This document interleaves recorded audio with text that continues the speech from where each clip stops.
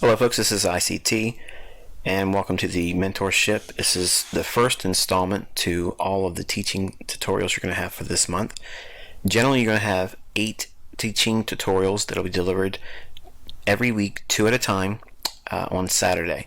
So every Saturday will be delivery day for each week's teaching tutorial, every week being 2 teaching modules. September is the launch month for this mentorship program. And this is the only one you're going to have that has 9 videos. So this is actually aimed at getting the newbie up to speed real quick, so that way they can watch the market and monitor the things that we're doing via the Twitter feed and the forum. While it's not going to try to teach everything in the tutorial section, it will get them up to speed quickly and allow them to see the same thing in terms of time and price, which is important because if we're not looking at the same thing, it can be rather confusing. So we're going to look at what demo account everyone should be utilizing. If you're using a different demo account than what I'm setting up here and teaching through as the medium in our mentorship group, over the next 12 months we will be utilizing demo account only. It's for my protection because I'm not licensed to give trade advice, and this is not trade advice. This is actually studying price action in a group setting, using concepts that I've employed over the last 2 decades. So if you are using a different demo account, you need to stop using that one and use what we're going to be setting up today. It'll give you all the functions and resources that you see used in my videos and in my teaching tutorials. More specifically, it'll give you the same reference in terms of price action. So when I'm referring to something in a chart, it'll avoid all of the confusion. Well, my chart looks like this, or I'm having a problem with this candle and that candle's not lining up. I'm going to remove all of those barriers and speed bumps to everyone's development and a distraction from the overall group. You're learning how to trade price, so we're all going to have to use the same medium while we're learning. Okay, so the entire 12 months going forward, because this is a teaching capacity aimed at delivering the content through a demo account only, not live account, not live MyFX books and all that stuff. It's aimed at delivering understanding of price action. And if we don't have the same reference point, okay, it's going to be confusing, and it's going to create a multitude of questions that'll never end because everyone's data provider is going to be slightly different than what I'm providing. So again, what you'll do is this is how you set up your demo account. This is how you find one I use. You're going to go into Google and you're going to type in Forex Ltd and you're going to hit enter. Okay, and it's going to take you to this site right here, Forex Ltd, Internet Trading in the World, Currency Market. This forexltd.co.uk. Okay, I do not trade with this firm. I do not have an account with this firm. I'm not inviting you to be a customer of them. I just think that they have the absolute best demo account to work within, and that's the one I've been using for years. Okay, for the last 6.5 years I've been teaching through the capacity of this specific one, and I'll give you all the reasons why as we go through this video. Click on the link, okay, and it's going to give you the welcome page here. Okay, and what you're going to be doing is you're going to be looking for a demo account. You're going to click on that, and it's going to give you a link here. Download MetaTrader 4, not MetaTrader 5, not MetaTrader 27. Okay, MetaTrader 4. Okay, and when you click on that, it'll give you your download window in here. Okay, and then what you do is you click on this, and you click open. Now, I'm not going to do that because I actually have it already installed in my computer, but we're going to go over to the desktop. Once you run it, it'll install automatically, and once you install it, you're going to launch the program. Okay, and what you're going to do is you're going to want to set up a demo account inside the platform, because so far you just had the software program. You're going to go up to File. Okay, you're going to go to Open an Account. You need to look for Forex Server Forex Ltd. Okay, that's what you want to look for. Scroll through all this business if you can't find it. If you don't see that, you need to click on here, Add New Broker. Okay, and when you click on that, Adding New Broker, you're going to type in these things here: Forex-Server, Forex Ltd. Okay, and then you're going to do a Next. You want to click on New Demo Account, and then you're going to put in your name. We're Demo Baller Incorporated. Put your email address in here. I don't really give them an email address, and I never give them my real name, and I generally rotate out of this demo account every 2-3 weeks. I rotate out. So if you ever watch my videos, you'll always see there's a different account number up here. I just don't want to have anybody tracking me based on that. So, and they probably could still do that nonetheless, but either way, that's why I do it. You're going to be clicking nothing on here. It's going to come up as a default Forex, $5,000. You're going to set it to 50 to 1. Okay, and any phone number in there, I usually use the local Pizza Hut or Domino's. Just an inside gag. But it can be whatever you want it to be. Okay, and then you got to click on I agree to subscribe to newsletters. I don't mind at all because it's never going to go to my email address, not one that I have actually. And you're going to wait for it to process. Now here's what you can use for MyFXBook. Now you want to keep this information, because as we get a little bit further into the mentorship, I will be asking you all to set up MyFXBook. Okay, I don't want to hear any crybaby and I don't want to do it ICT. Trust me, it's going to be very educational, and it's not to compare who's better than what. I'm going to show you statistics and analytics using MyFXBook to help us frame high probability setups. Okay, so, and also I'm going to be looking at your overall development at the end of your 12 months. So I'm going to be hopefully seeing the fruits of my labor here. But you need all this information here.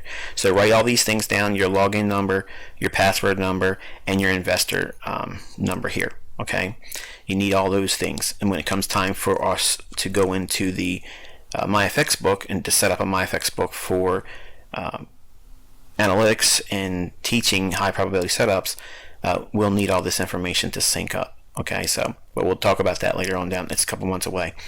So we're going to click on Finish, and you want to open up a chart. Okay, and we're going to say US dollar index.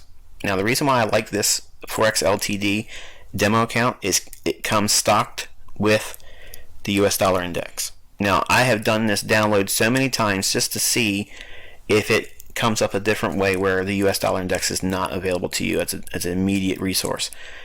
If by chance you do what I'm doing here in this tutorial and you don't see the dollar index, USDX, okay, that's what that stands for. If it doesn't appear in your platform, it's very easy to find. Okay, you're just going to go up to this little icon here. It has a little down arrow and an up arrow. When you move your cursor over top of it, it's going to say Market Watch. You tap on that. Anywhere on here, anywhere on this list of symbols, you're going to take your mouse and right button click.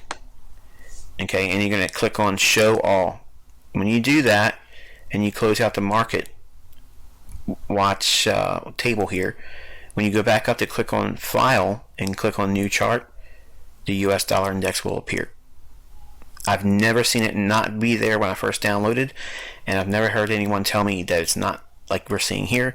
But in the event that it doesn't, trust me, Forex Ltd offers US dollar index. That's the dollar index I use for all my analysis. So you want to click on that and go to a daily chart, Okay, and you'll get the same exact daily chart that ICT uses in all of my videos.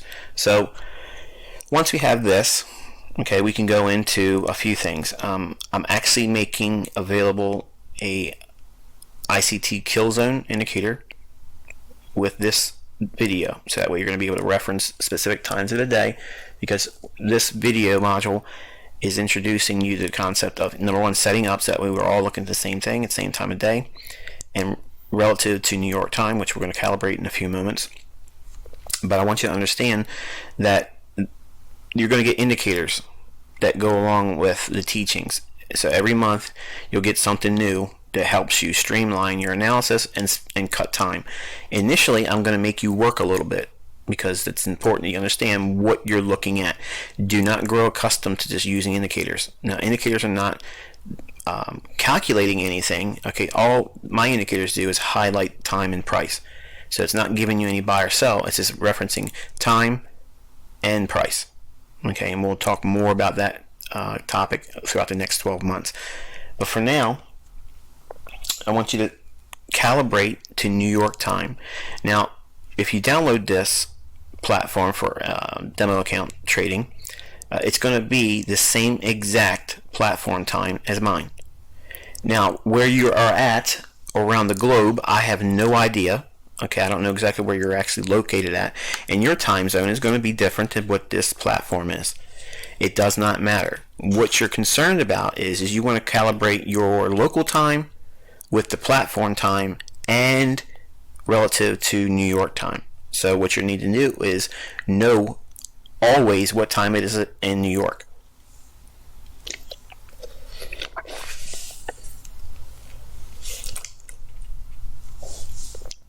So if we see that we're looking at this right now, we go to an hourly chart, tap the END button. It'll take you to the farthest right portion of the chart.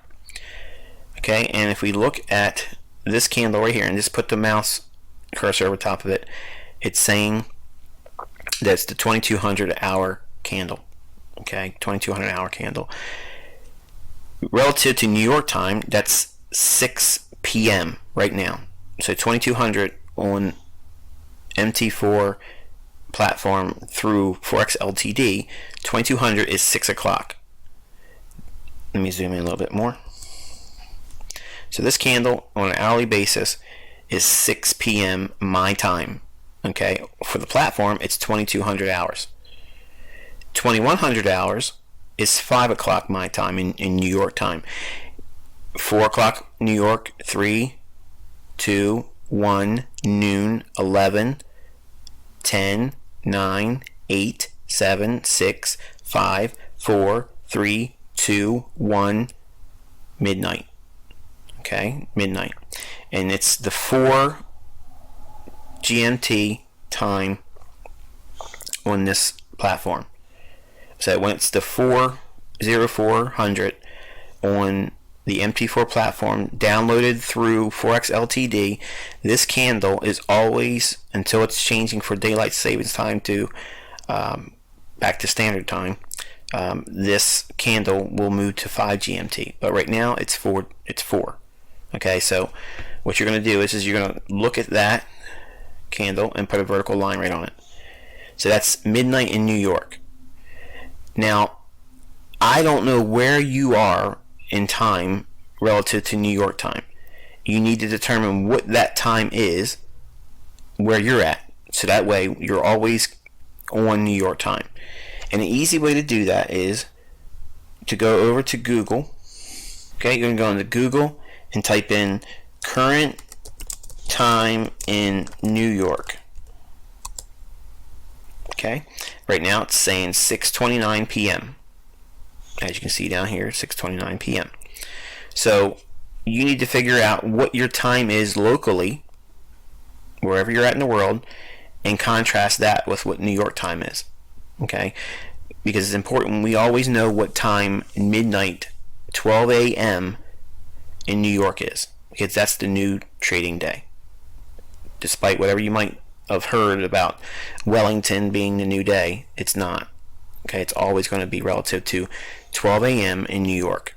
That's where the banking algos operate on when we go into setting up true day format, which is what we're going to talk about in a minute.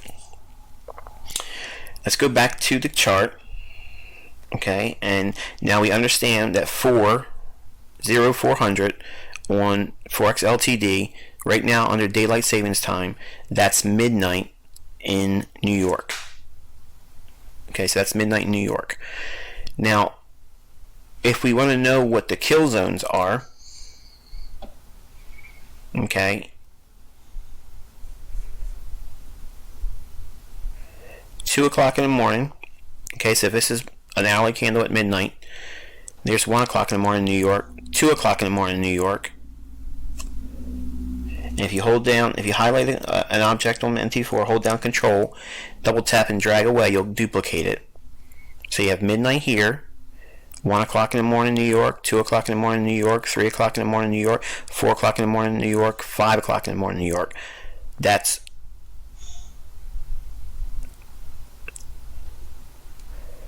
5 o'clock in the morning is 0900 in Forex Ltd. So what we just did is we delineated New York midnight candle, and we also referenced what time is the ICT London open kill zone.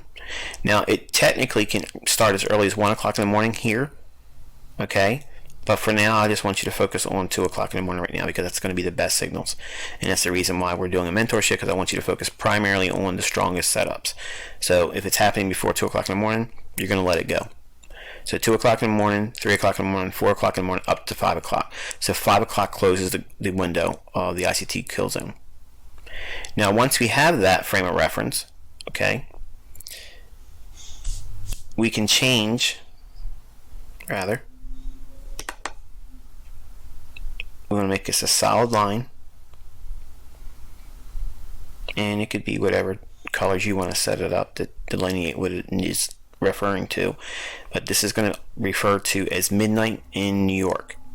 Okay, so going forward in the mentorship, I'm going to stick with the color scheme we're having here. This blue line is delineating 0400 in Forex Ltd's demo account, and that means we're showing and highlighting New York at midnight, 12 a.m. Okay, that's the new day. This is the ICT kill zone. Okay, so it's midnight, 1 o'clock, 2 o'clock in the morning, 3 o'clock in the morning, 4 o'clock in the morning, 5 o'clock in the morning. So between these two vertical lines in here, that delineates the ICT kill zone. So if we drop down to a 15-minute time frame, this entire area down here, okay, is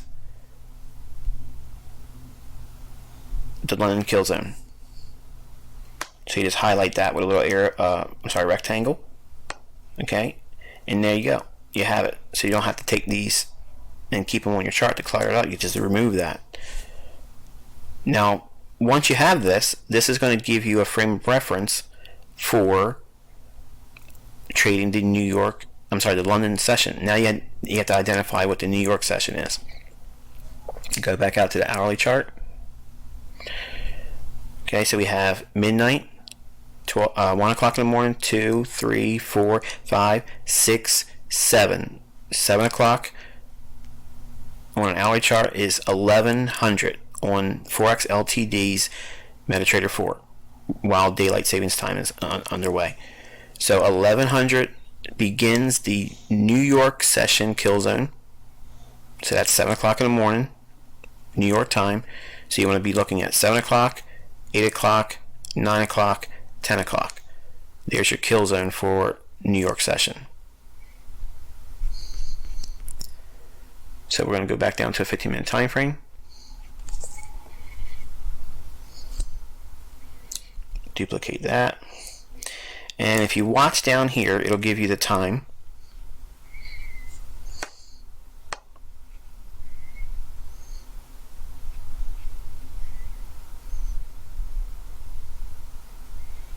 And I'm going to, now that it's highlighted, I'm going to drag this edge of this box until it goes to 1100 right there.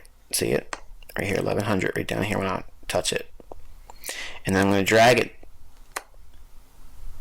So there's 8 o'clock at 1200, 9 o'clock is 1300, 10 o'clock is 1400.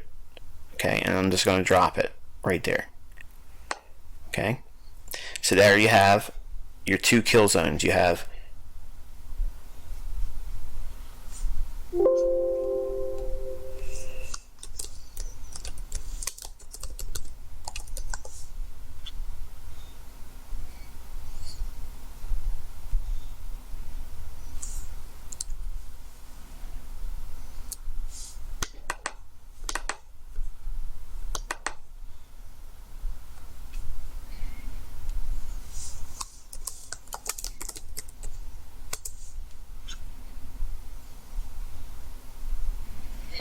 so you have both kill zones, London kill zone and the New York kill zone.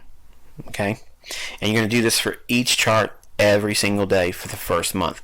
I will give you a kill zone indicator in October, so that way you just click it and it'll pop it up on your charts. But for homework and for practicing and logging your charts and observing price action for each currency pair that you're trading or following, and you really should be only watching one right now, so pick one. We're going to focus primarily on the cable, and sometimes we'll talk about the euro dollar. So depending upon those two, you're going to do your own homework on one of those pairs and stick to primarily only doing that for the first month. Once you have this framed like this, okay, we can go back out to an hourly chart. Okay, don't worry about this being off, because when we go back down into a 15-minute time frame, it'll get neat and orderly all over again. So we have midnight here. So this starts the day. So we have 1 o'clock in the morning, 2, 3, 4, 5, 6, 7, 8, 9, 10, 11, 12, 1, 2, 3. Why 3? 3 o'clock on and Forex Ltd is 1900. That's when the bond market closes in the U.S. market.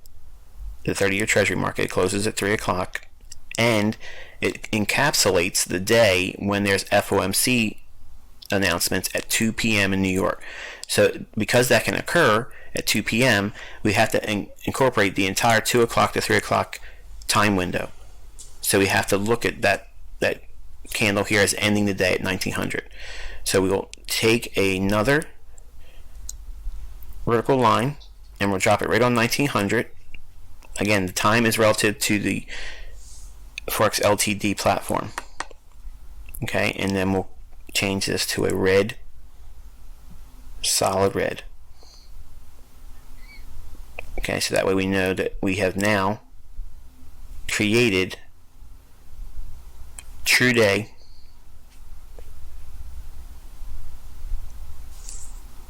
interbank format for determining what the true daily range is. Okay, so the true daily range is at midnight, it trades down, makes the low in London open during the London open kill zone. Then it makes the low and it rallies up. Okay, then it gives you a buy signal in continuation with the low that was formed in London, and it runs higher. Okay, and it trades into the profit taking hour, which is between 10 o'clock and 11 o'clock generally, but it can go as late as noon, and we'll talk about that later on in this mentorship. But for now, I want you to focus primarily on these two specific windows of time in the day. It will make a high between 10 o'clock and noon every single day that it's going to be a bullish day. If it doesn't reverse in New York, all between these time windows, in other words, when this begins here and ends here, between those time windows, or in other words, this is why I like doing this, because you can do this. You just drag it straight up, and you can highlight the exact kill zone time when the signal or setup forms. Okay, and once you understand what you're looking for, what is it specifically are you looking for? Well, we're looking at a 15-minute time frame. So if we're looking at 15-minute time frames like this, is there any one time frame that's better than another? No. The reason why is because you have to understand what you're going to be studying is price itself. You're not just studying a 15-minute time frame. You're not just studying an hourly chart. You're not just studying a daily chart or a weekly chart. You're studying price, and you'll be following institutional order flow, and it's going to leave fingerprints that may not be very clear on one time frame, but be very crystal clear on another. So if you have these understandings, and understanding of institutional order flow, which you'll learn more about as you go through this entire mentorship. We have 3 candles here that are down right before the up move. So the order block begins on this candle right here. The down candles is where the algos are accumulating buy orders, and they're running a short-term low here during London. You get a stop run traditionally in London session. The market creates a rally. These 3 down candles is where you're going to see the beginning of the order block. So you can use the body of the candle up to the high. So you can see the order block begins here at the open, or where the body of the candle starts, and all this range here is the actual order block. But the open on this candle comes in at 95.64. That level is important because if we do get a low form in London and it rallies up through a short-term high like this, that will give us framework to look for a New York session buy. It'll come back down into a bullish order block, which it trades. Again, let's look at the body's open on here. It's 95.64. During the New York session kill zone, okay, the low comes in at 95.64, and this candle as well is 95.64. So when it trades down there, that's time and price meeting inside a kill zone, and that's a New York session buy. Or reversing that, it gives us a sell scenario for foreign currencies if there's technicals that line up in symmetrical terms. But because this is a bank holiday in the Canadian market and the US market, we were just observing today. Okay, but even in these concessions, you can still see that the market still creates the same patterns all the time, because the algo doesn't go off duty because it's a holiday. It's still going to generate volatility. It's just going to be very small volatility. Okay, so now we can go and shrink this back down. I've already outlined what the kill zone does for us. It highlights a specific time window, but that's not the importance by itself. The importance is blending the two things to give us indications with prognostication behind the element of time and price. Okay, so we see a stop run in London, creates the higher low of the day, a continuation in New York session, and it runs to 10 o'clock to noon on the day and creates the opposite end of the daily range. If we created a low in London, we expect the high of the form between 10 o'clock in the morning and noon. The algo does this every single day. It's just either a buy day, a consolidation day, or a sell day. That's all you get. That's the 3 things you have to worry about with understanding the interbank algo. Okay. There are folks that you're going to listen to, because I've recently went to a paid membership. They're going to say that there is no such thing as a interbank algo, and some may facetiously make snide remarks about how it doesn't exist or it's contrived. But I can tell you, just sit back and watch this, see the level of precision that comes by way of what I'm teaching you, and it comes with the understanding of what the interbank algo actually is. It's the delivery of price, and it's completely systematic and it's uniform. Every single day it does the same type of thing. There's small little deviations here and there, but nonetheless it's the same thing happening all the time. Okay, so we've covered how to calibrate New York time, because it's essential. We need to know what's going on in New York, because that sets the day, because that's when the algo comes online at midnight in New York. The London session between 2 o'clock in the morning and 5 a.m. It closes at 5 a.m. That window of time usually sets the higher low of the day. If you're bullish on the market, it's going to set the low of the day. If it's bearish on the market, it's going to set the high of the day. Okay, so London makes the higher low of the day relative to the trend direction. Now we're going to teach trend direction, we're going to teach daily bias in a greater degree than you've ever seen me ever do in this mentorship. It just can't happen in one video, and it can't happen the first month. It's a long drawn out process, a lot of elements that's going to come together, and you'll get all kinds of framework. And I know some of you are absolutely ecstatic, okay, that you're learning what you're learning and you can't wait to get to the next thing. You are being too impatient, and you have to wait to get to the next stage of our teachings. Don't try to expect it all to come in one time. It's going to take a little bit of time. It's a 12-month process. So you're going to get through this one step at a time. You're going to learn every single time we do a video, every single time we do a live session, every day so far since we started the mentorship. You've seen value. it's at least that's my hope. We've been able to call the market direction in intraday, and it's using these elements that I'm teaching here. This is just the surface foundation that you have to have going into this. Okay, so that way when I'm talking about London kill zone, I just showed you how to map it out on Forex LTD. If I'm talking about New York kill zone, this is exactly what I'm talking about and how to map it out. Okay, watch the video, take notes, take notes, take notes. Okay, when we see the market trade into the 3 o'clock window, okay, or hour, that's usually the close of the day. Now the average volume for the entire day is, I'm sorry, I shouldn't say average. The majority of the volume, I should say, is between the London and overlap into New York. That's the largest volume. New York is the easiest trading setup. It's easy to trade those setups in New York because you got the benefit of knowing what London did. I used to do trades like this here, trading the reversal at London close. It's just not enough for me to be worried about anymore. But I want you to look at what we see here. The open is here at midnight. It trades down, makes the low of the day, rallies up, breaks a short-term high. That gives us credibility to expect an advancement up on the upside. I gave you indications today in Twitter for September 5th that the euro was going to go lower into a specific level, and I'll leave that for you to study with all the information that I've shared on the forum and on Twitter. But when we break this short-term high, we know that we can come back to a bullish order block, and you just got to find out what that order block is. And it has to happen inside of a London open kill zone, and you'll get a high-quality order block that way. And in New York, when it comes back down, it hits that level. In range expansion, it happens again, all the way up into 10 o'clock to noon, New York time. Everything I say in time is specifically related to New York time. Don't get confused about your local time. Don't get confused about some other platform that you're trading through or your own broker's platform time. It's going to mess you up. You just need to take the information we're looking at on this medium, Forex LTD's demo account, and then see what that looks like on your own charts at the same time. But the trade ideas and the framework for the trades are always going to be referencing what we see here on Forex LTD's demo account. Okay?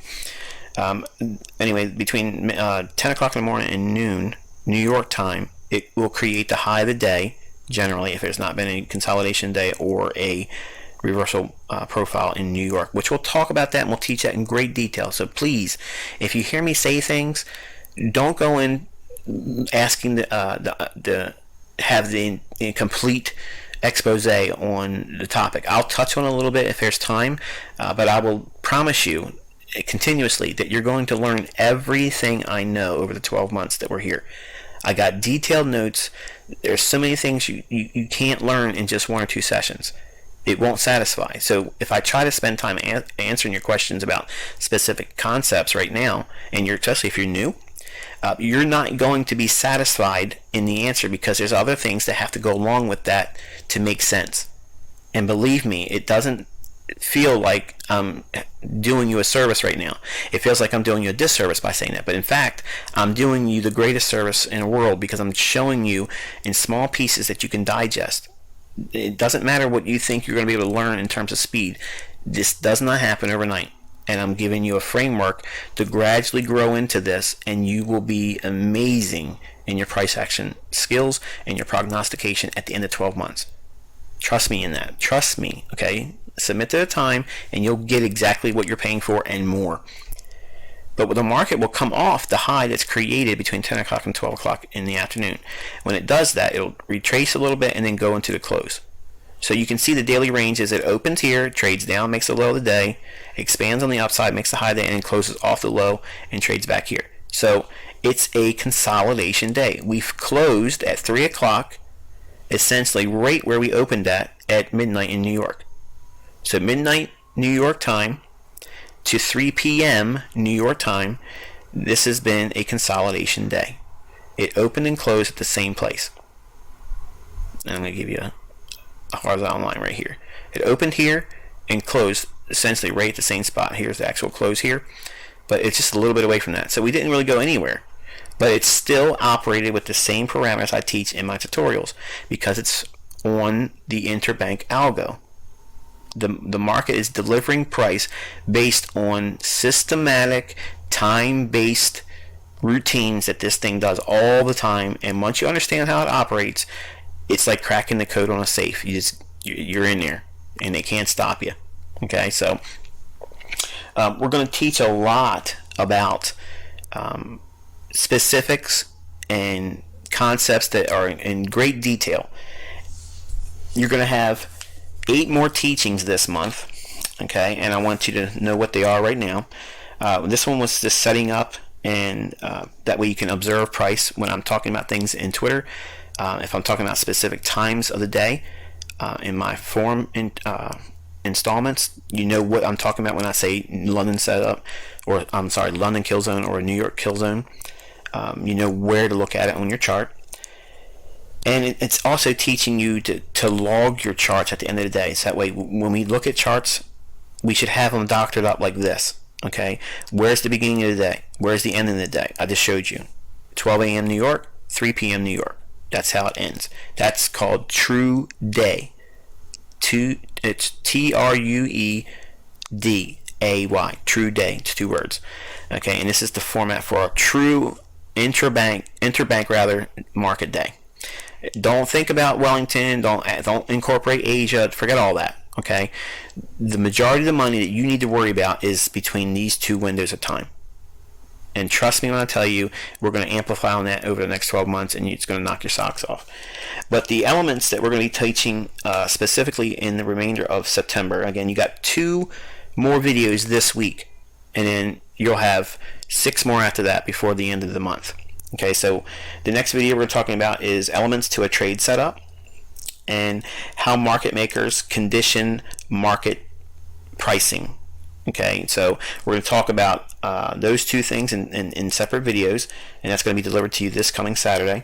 And the next 2 are what you should be focusing on right now, and the second one of next week will be equilibrium versus discount, and then the next 2 are going to be equilibrium versus premium and fair valuation, and the next 2 are going to be liquidity runs, high resistance and low resistance, and impulse swings and market protraction. Okay, sounds high and lofty, but we're going to get into some really technical things in a conceptual way, so that way we'll be able to flesh out those ideas with specifics and price action that repeat over and over and over again. So you have 8 more really influential ideas that's going to be taught to you the month of September, and then we're going to go into October with a greater understanding about money management and compounding small accounts. So it's going to give you a theme of that month, but we're also going to be incorporating specific time elements with price to help you build these ideas. But the theme of next month is going to be working with money management and small account growth. So building up small accounts.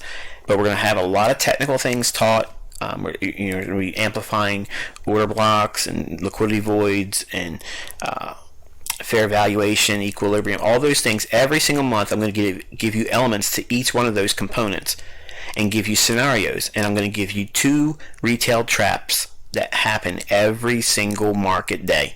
It happens every single day. Once you understand what they are, there's 24 of them.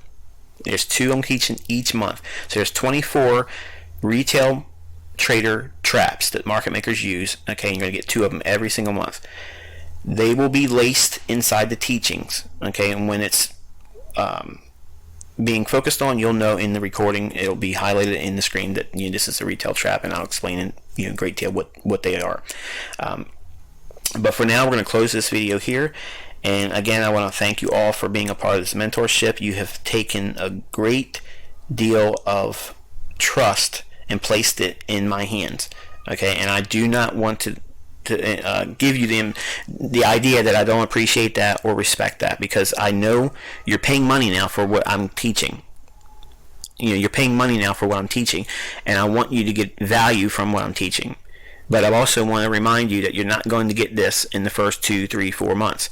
It's designed to be spread out over time. So if you submit the time, I promise you, your understanding as a technical trader, a price action trader, you'll know all of the elements about accumulation, distribution, manipulation, and you'll know how to market profile. Up days, down days, and consolidations.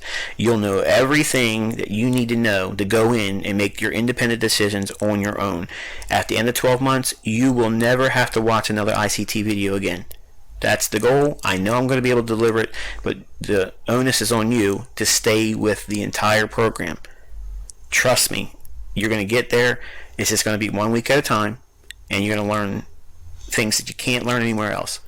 So with that, guys, I'm going to wish you good luck and good trading.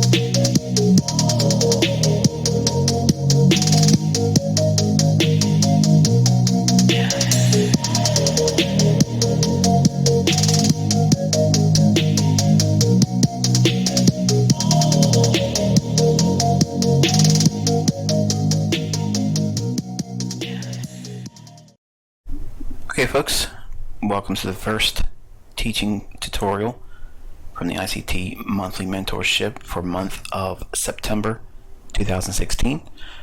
This is the first of 8. Each month you'll get 8 individual teaching tutorials that will complement the general theme for the month. This particular teaching is going to be elements to a trade setup. And as you probably noticed this month so far, we've been focusing primarily on showing the consistency that's able to be delivered to you as a developing trader after you've submitted the time and you've done the work with the exercises and the content materials that we're going to be presenting to you. When we refer to elements to a trade setup, there's really just 2 primary concerns, and one is obviously context or framework surrounding the idea. In other words, what makes the idea favorable for a trade. It's not just simply, well, my indicator tells me this or my support and resistance level tells me that. There has to be something that builds a reason to want to do this trade. In my material, I'm going to be learning 4 specific principles, and we're going to be dealing with them in general terms, and then what we do in those conditions. What are we specifically pairing up with in terms of the ICT tools? The first one is going to be expansion. Okay, we're going to talk about expansion and what we look for in that condition. We're going to be talking about retracements and what tool or concept we used for retracements, reversal, and lastly consolidation. Now each one of these 4 give a specific framework and a context to the marketplace that you're going to be trading in. They can only be one of these 4 conditions. Either the market's going to be expanding, running away, in other words, trending, a retracement or a pullback, altogether reversal, and obviously when the market's doing nothing, it's consolidating. But really, we all learned in the Market Maker series that there's really no such thing as the market doing nothing in consolidation. It's actually accumulating orders. Now the other characteristic we use for defining elements to a trade setup is using these 4 criteria for context and framework to specific reference points in institutional order flow. The first one is order blocks. The second one is fair value gaps and liquidity voids, liquidity pools and stop runs, and lastly equilibrium.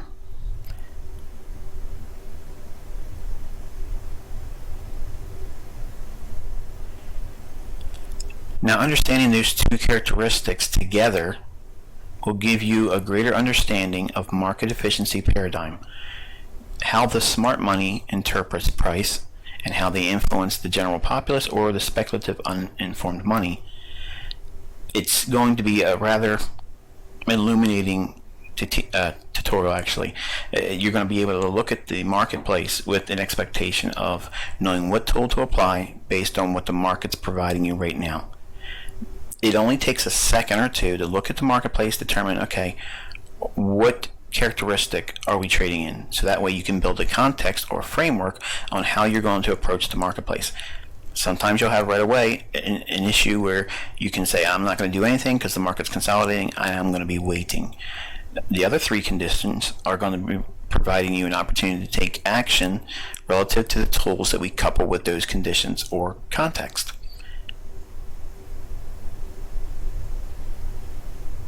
Now, the interbank price delivery algorithm, or what I always refer to as the algo or interbank algo, is the actual, basically, artificial intelligence. It's a price engine that when we receive our price for our currencies, it's actually 90% done by electronic algorithms. So it's all computer based now. It used to be open outcry in the pits, but there's no longer an auction market. It's all AI, and it's based on the principles I've been teaching for about 7 years now. You're not going to learn these things because, number one, no one's going to believe that it exists. There is this movement away from human involvement with market making. It's become much more efficient to be electronically based, and these things are programmed by human beings, obviously, and those intelligence are limited. So while that is probably unsettling for some of you that are listening to this thinking, well, I thought I had a free market I was trading in, it's actually not. It's highly manipulated, especially in the foreign exchange, which is what we're primarily dealing with here, because of the nature of it being so manipulated. The fingerprints, if you will, are easy to see once you understand the operations and the conditions that the market maker interbank price delivery algorithm functions. So when the market does what it's doing, it gives you indications, it gives you fingerprints or clues as to what you should be expecting next. And that's where your anticipatory skills are going to be coming in. You're not going to know these things right away the first time watching this video. It may go over your head. But for some of you that have already went through the prerequisites, I believe, that are in my free tutorial section on my website, if you haven't gone through the Sniper series, Precision Trading Concepts, and the Market Maker series yet, you're going to need those. Okay, so don't be discouraged if you hear some terms in here that go over your head, because they're all taught in those 3 tutorial series for free. It's a lot of material over there, so you dig into not only the stuff you're getting in this curriculum with the mentorship, but fill in the space when I'm not giving you content with the free tutorials. Those 3 tutorials, and again I'll say what they are. They are Market Maker series, Precision Trading Concepts, and the Sniper series.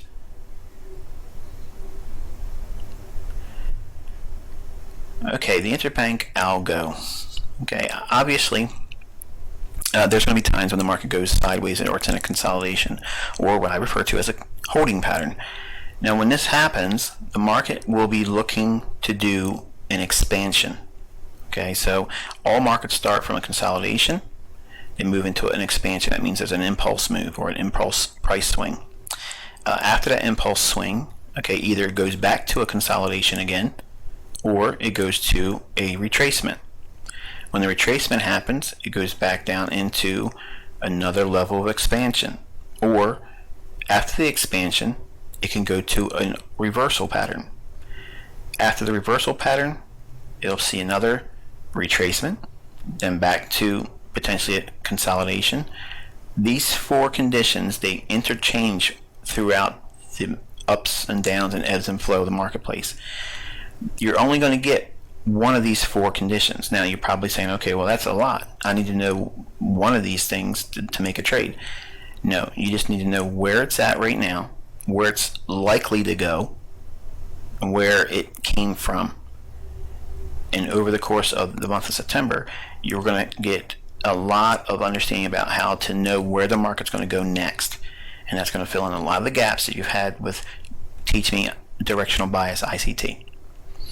The main thing is the consolidation begins with everything. All the moves that take place in the marketplace start from a measure of consolidation, because that's where the markets are building orders. So the market maker keeps the market in a tight range or a defined range until there's enough money on both sides of the upper and lower end of the range that's being defined by the consolidation. Whichever one has the highest amount of money to be absorbed, that's the direction it's going to move in. We don't always know what that is, but we wait for the expansion. When the expansion occurs, that's when we get the clue as to what the market is most likely going to be doing. And then we wait for either a retracement or another consolidation or a reversal. But we always wait for the first expansion. That gives us all the insight that we need to make a decision.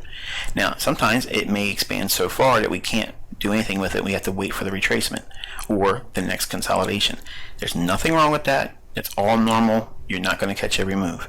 The main thing is just understanding these four individual characteristics to a trade setup, because price is delivered by one of these four conditions. It can't be any other way. Now, what is expansion? Now, expansion is when price moves quickly from a level of equilibrium. Now, expansion couples directly with the tool of an order block. Now, what's the importance of knowing expansion? Well, when price leaves a level quickly, this indicates a willingness on the part of the market makers to reveal their intended repricing model. Now, what does that mean? Well, if we're in a consolidation, okay, or a point of equilibrium, if price were to move up quickly, that would give us an indication of looking for a bullish order block. We don't want to chase price. We're going to wait for price to come back down into the order block. Where's that going to occur? Well, what do we look for in price? The order block that the market makers leave near or at the equilibrium price point. So I know what you're thinking. Okay, Michael, this is already going over my head. Give me some examples. No problem. I'm going to show you that right now. As you see here, there's a consolidation in the blue shaded area. Very clear defined consolidation. It's got a clear discernible high and low, and the equilibrium price point is directly in the middle of the high and the low end of that range. You can simply take the Fibonacci tool that you have in all your platforms, lay the fib from the high and the low in the general consolidation, find that midpoint, and you can check yourself also by looking at how many times the market touches up against it from below and from above it going down into, in other words, how many times it's touching and hanging around that level. Eventually, the market will move outside of the consolidation. You can see that impulse move in that tan shaded box. It moves away from the equilibrium price point, and then all we have to do is go back to the down candle right before that up move. That down candle or black candle I'm drawing a small little segment off of, that's the bullish order block. When the price comes back down into that and hits it, that's where we would be buying. And then obviously you can see it hits that level and expands to the upside over 100 pips just by using that simple principle. It repeats itself all the time. It's in price action all the time. And if you study just to the left of the consolidation we have shaded in blue, there's actually a consolidation in the sell side where the market broke down and came right back to the equilibrium price point again and then sold off. I'll leave that for your study now, but we're going to move over to the next characteristic of a trade setup. The next one is a retracement. Now, what is a retracement? Retracement is when price moves back inside the recently created price range. Now, years ago, I think it was in 2012, I did a webinar called Trading Inside the Range, and a lot of folks that were following me on one of the forums that is pretty popular on the internet, they went head over heels when they learned this simple principle of understanding how you can trade inside of a range, and it doesn't even have to break out, it doesn't have to trend. You can define the range by a high and a low and trade inside that range. And that was the beginning basis point of how I brought a lot of people from that forum into the understanding of an order block. The order block was introduced in the Sniper series tutorial on my website, but Prior to that, I just gave indications and clues about what an order block was without actually really referring to or spelling it out for everyone. What's the importance of the retracement? Well, when price returns inside a recent price range, this indicates a willingness on the part of the market makers to reprice to levels not efficiently traded for fair value. When we're thinking retracement, the go-to is for ICT tools, we're looking for liquidity gaps and liquidity voids. When we look for price, when we see run-ups real quick and run-downs in price, in other words, real quick rallies up or real quick rallies down in price, many times that range that's created will want to come back in and close that in. And I'll give you an example of what that looks like now. Okay, this is an example of a retracement. As you can see here, the orange shaded area, we had a real quick sudden movement away from a price level, and that quick sudden movement creates what we call as a liquidity void. In other words, as the market drops aggressively like that, there's going to be pockets where the price wasn't actually delivered on every available price level at that in that range. It moved too quickly, it skipped, or it created gaps. Well, what we'll do is we'll wait as a trader. We won't chase price. We'll wait and say, okay, well, there's going to be either an indication to get long and try to fill in that range, or we can wait for it to come all the way back up to it and fill in the liquidity void. Once it hits it, then it'll probably resume going lower. And that's what we're looking for in terms of a liquidity void. So we've covered 3 conditions. The next one is the reversal. The reversal is when price moves the opposite direction the current direction has taken in.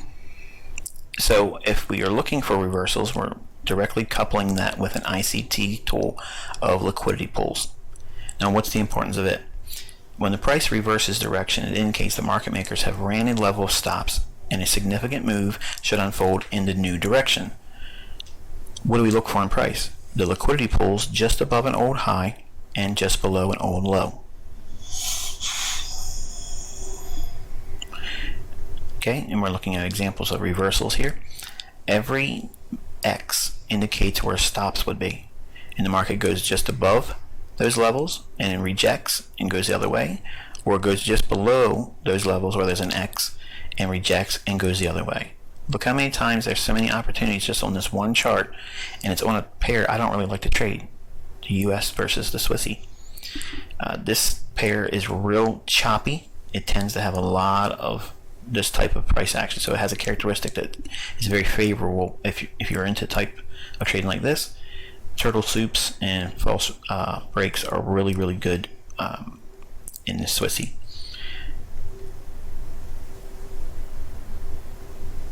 And lastly, we have consolidation.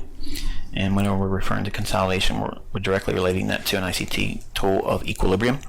What is consolidation? Consolidation is when price moves inside a clear trading range and shows no willingness to move significantly higher or lower. Now, what's the importance? When price consolidates, it indicates the market makers are allowing orders to build on both sides of the market. Expect a new expansion near term.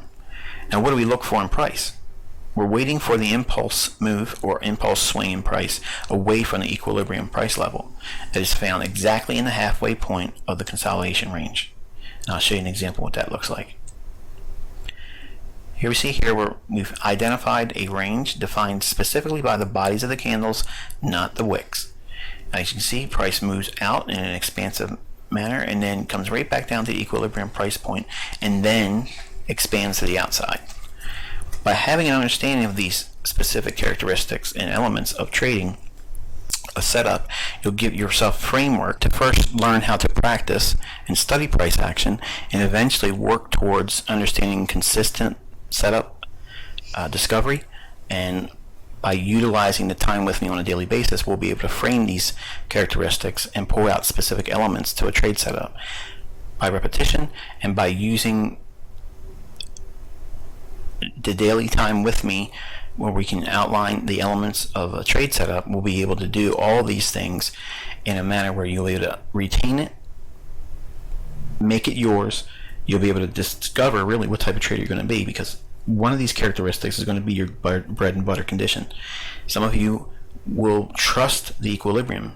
Some of you will trust the order block. Some of you will look for the void or the liquidity gaps to trade into.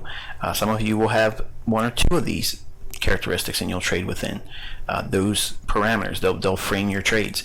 Some of you will eventually grow into understanding all of them and be universal, but don't think that you have to have all of them well known and under your belt before you're actually consistent, because you can just find one element as we described here. If we just find one for you, just for you, one, you can start being consistently profitable in your trading. It only takes one setup. You know what context or framework you're going to trade in, couple that with an ICT tool, and then wait for those conditions. You're not going to get a trade every single day, but you can get a couple of them every single week. If you look at 4 major pairs with one condition or criteria, you'll find a trade every single day. But that's not what you're trying to do right now. You're going to grow into that over time. But for now, just go through your charts and try to look at all the examples that's already happened in the left side of your chart and outline them individually based on the characteristics and elements that we've identified here in this teaching. Until next time, I wish you good luck and good trading.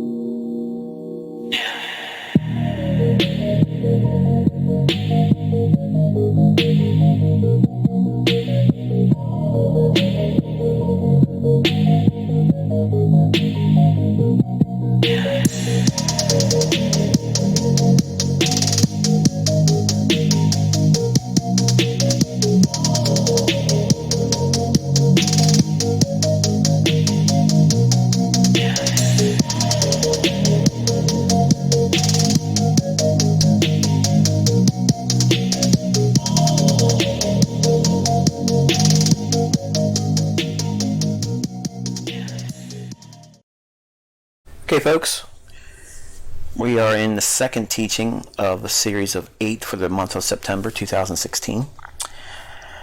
And you've seen this before, but I just want to bring this up to you one more time. This is the market efficiency paradigm.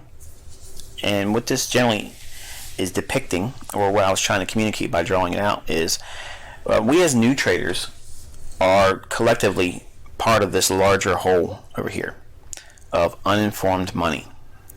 And whether we acknowledge it or whether we believe it or what, we will invariably come in contact with the understanding that there is a smart money group of traders out there.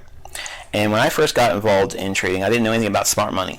I just knew that the markets were potentially there and I could be profitable. And in fact, I was going to be profitable. I knew it. I couldn't believe that I'd ever lose money until I lost it. So when we as traders look at the marketplace as new investors, new traders, new speculators, we may or may not have the understanding that there is a smart money entity out there.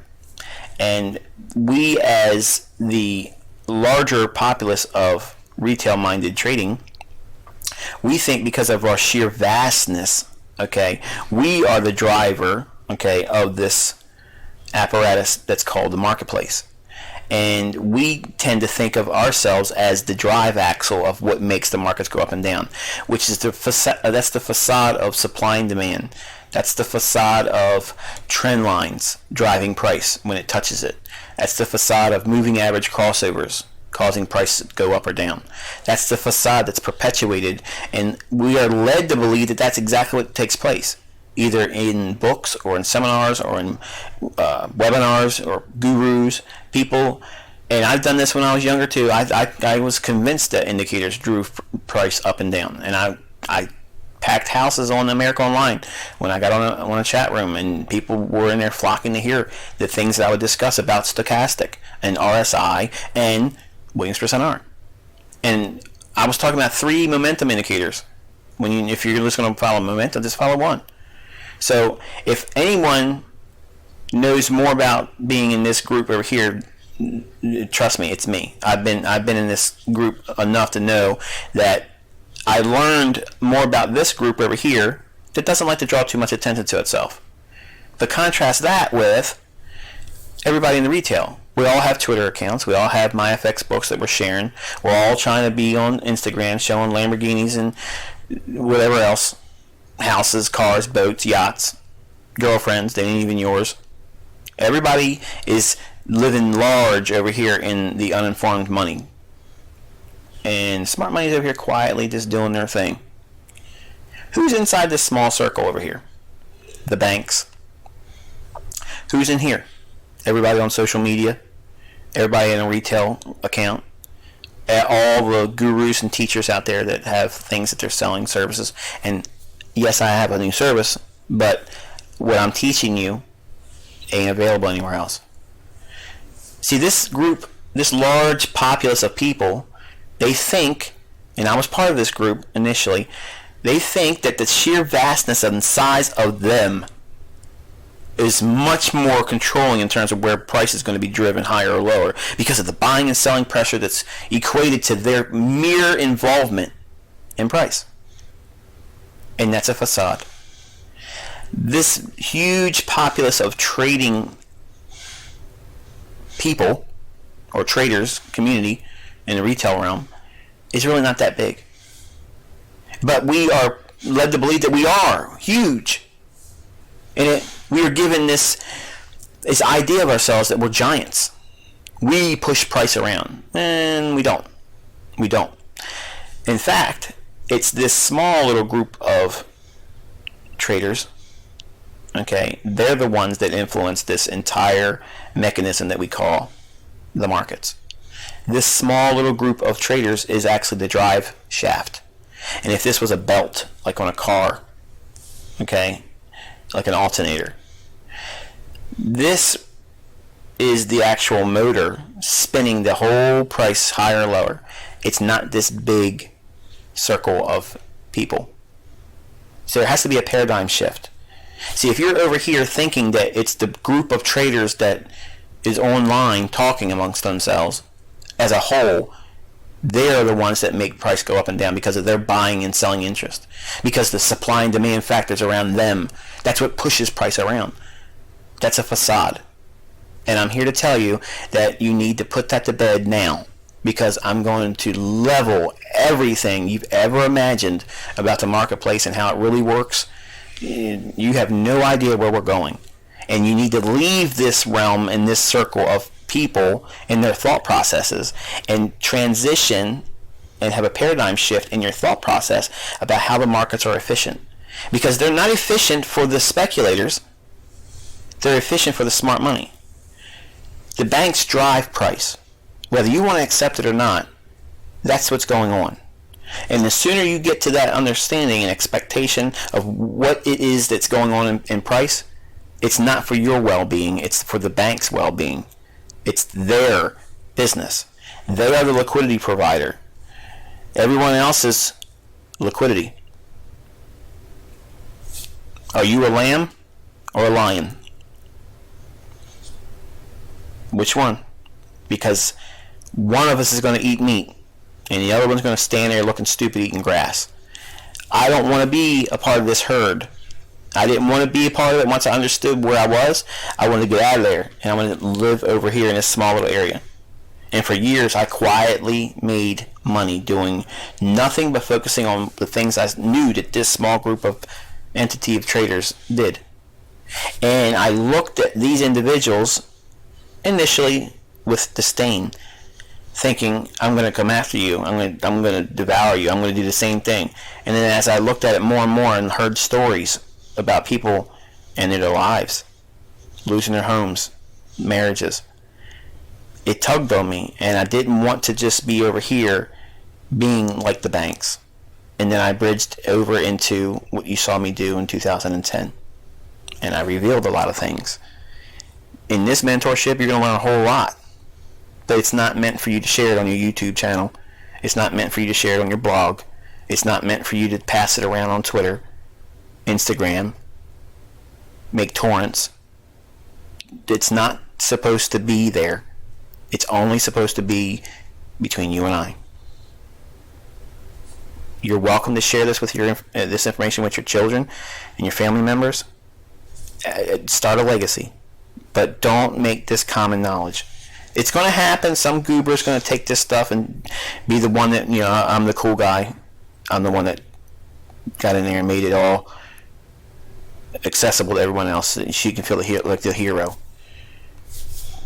That you're not really doing yourself a favor. Let this stuff stay well hidden. You're paying for it. Appreciate it for what it is, and don't share it. It's not going mainstream. This is the group that we have. Whoever can make it in between October 1st and now, that's it. That's it. Because when we leave September and October, we're buttoning up all of the free tutorial stuff, and we're going right into the nuts and bolts of where we got to go to get to the latter months. See, when we come into the marketplace, we don't understand this. We think that this group that we're part of, we are the market. We are the market. We're the traders. We push price up and down. But if you were honest with yourself, if you've traded at any time and you look back on your trading, you probably looked at the market and you saw something like this. You knew something was going on, and you just couldn't put it together. You see these vague things that take place in the marketplace. Your stop gets run. It looked exactly like it was going to go up, but it came all the way down, knocked you out, and then went up. You see these things happening to you, you just can't figure it out. You know there's something to it. You've had the sensation that, this is rigged, my broker's out to get me. It's not really your broker. It's the interbank feed that drives price against the funds. And the brokers are going to expand the spread as well on you and knock you out. When you look at the price action as a new trader, and you didn't have this exposure to understanding how the markets are being driven and manipulated to the degree of every single minute detail, they're absolutely controlled. It's an AI. It's artificial intelligence, and you are not trading against a person anymore. It's a computer program that delivers price, and it knows human behavior because it's the same way it's been always. Fear and greed. So when you look at price, and you've been trading for a while, and you had this fuzzy picture about something going on behind the scenes, but never really understanding what it was until you met me. And then suddenly there's clarity. Suddenly you understand that there's something that's been there all along. Now you can identify it. And what's more important is you understand how to track it and do the same thing it does. And by default, you become a resident of that small circle, because this small circle is the drive shaft, which makes the markets go around. It's not the big populace of traders. It's the liquidity provider. So you need to be thinking like this small group is over here. They're not trying to draw attention to themselves. They're not trying to be online flashing this and flashing that. They're just quietly in here skinning people alive. And you've been there before, just as well as I have. You either stay in this business long enough to leave this group and come over here, or sit back in the middle here. You get real close to being there, and you get bounced back to this group. Get real close to getting over here, and then you start developing a little bit more, and you play tug of war. Some of you in my group right now, in this mentorship, you're in this little area right here, where you can see there's some signals and signs of a real entity of smart money in play, but you're not fully convinced to leave this group yet. You have too many convictions about your tools, your indicators, your pet guru, your buddy that has a website that's so cool to you. It's just not enough. You got to be able to release all that stuff and just leave it all behind and join the smart money. Because, trust me, we're not serving cookies, but it's a way better lifestyle over here than it is over there. Now, in the first video I gave you elements to a trade setup, and I gave you two characteristics to it. There's context and framework around the trade, and then obviously those refer back to institutional order flow. So you have to be able to bridge the two, understanding expansion, retracement, reversal, and consolidation, and applying them to respectively order blocks, fair value gaps, liquidity voids, liquidity pools, stop runs, and equilibrium. What does that mean for us, for instance, in the scope of price? How can we use these ideas and make them applicable to price.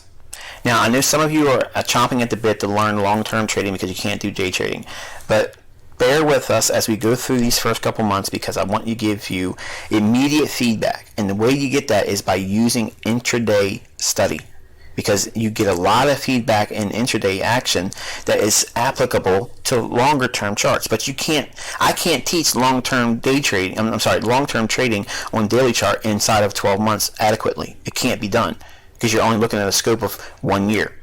But with intraday, it's like compressing years of data in just 30, what's it? Not even 365 days really. 200 some days that we're going to be together. So let's look at the daily range. Suddenly expansion, retracement, reversal, and consolidation mean something. Every day starts with consolidation, Asian range. After midnight, there's a manipulation that takes place. That's expansion. It's coming in the form of a Judas swing.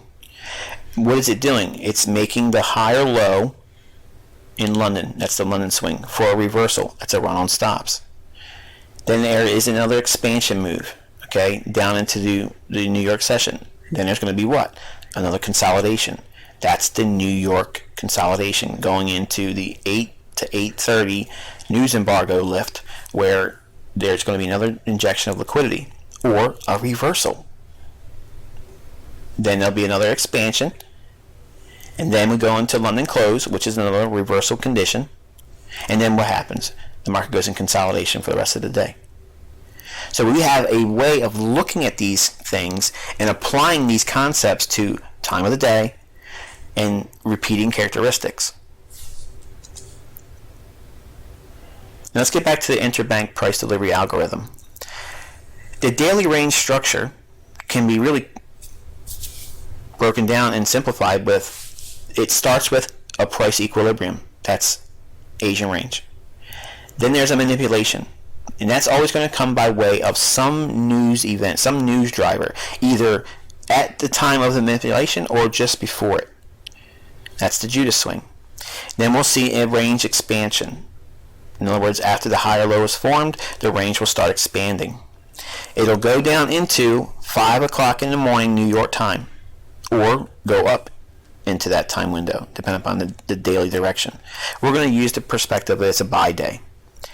That means that the Asian range had a small consolidation, and then right after midnight in New York time, there's a drop down in price. That's the manipulation, making the false move for the low. There's a range expansion, then it goes into the reversal. That's classic London open scenario, where it shoots down, runs the stops, and then what happens? It expands again. There's another range expansion into what? 5 o'clock in the morning. New York time. Between 5 o'clock in the morning to 8 o'clock in the morning, in that time window, the market will go back into consolidation. Then it'll have a retracement between 8 o'clock and 8:30 in the morning, New York time. Then it'll have either a reversal in New York session or another expansion move. The range will expand and make the rest of the day, going up into 10 o'clock or 11 o'clock in the morning, New York time, where it will have a reversal again. That's London close. Then the market will go into consolidation, ending true day at 1900 on Forex Ltd's platform. If you follow along with the videos we've been doing so far this month, you'll know exactly what I'm talking about. So we can see the interbank price delivery algorithm on a daily basis by studying these events and then seeing it over a period of time. You'll know what is most likely to happen. Now let's look at it a little bit further. If we're looking at price delivery, and this is the model that comes by way of my understanding of how the interbank feeds price to everyone. If we're focusing on delivery of price, we have to understand that it all starts with a consolidation.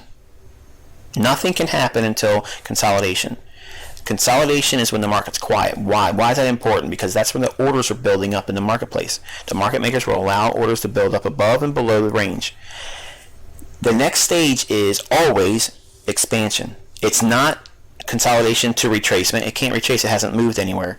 It can't go consolidation reversal because it has to come out of the consolidation. So when you see a consolidation or holding pattern, you got to think the next leg is going to be in price. It's going to be an explosive move or an impulse price swing. Movement. You need to see movement. By determining what that movement is and what direction it is relative to the conditions you're trading in, once we're in the expansion stage, okay, then you have a choice. It can retrace, come back to the order block it just left behind, and then recapitalize that and then make another leg up or down relative to the direction it's moved.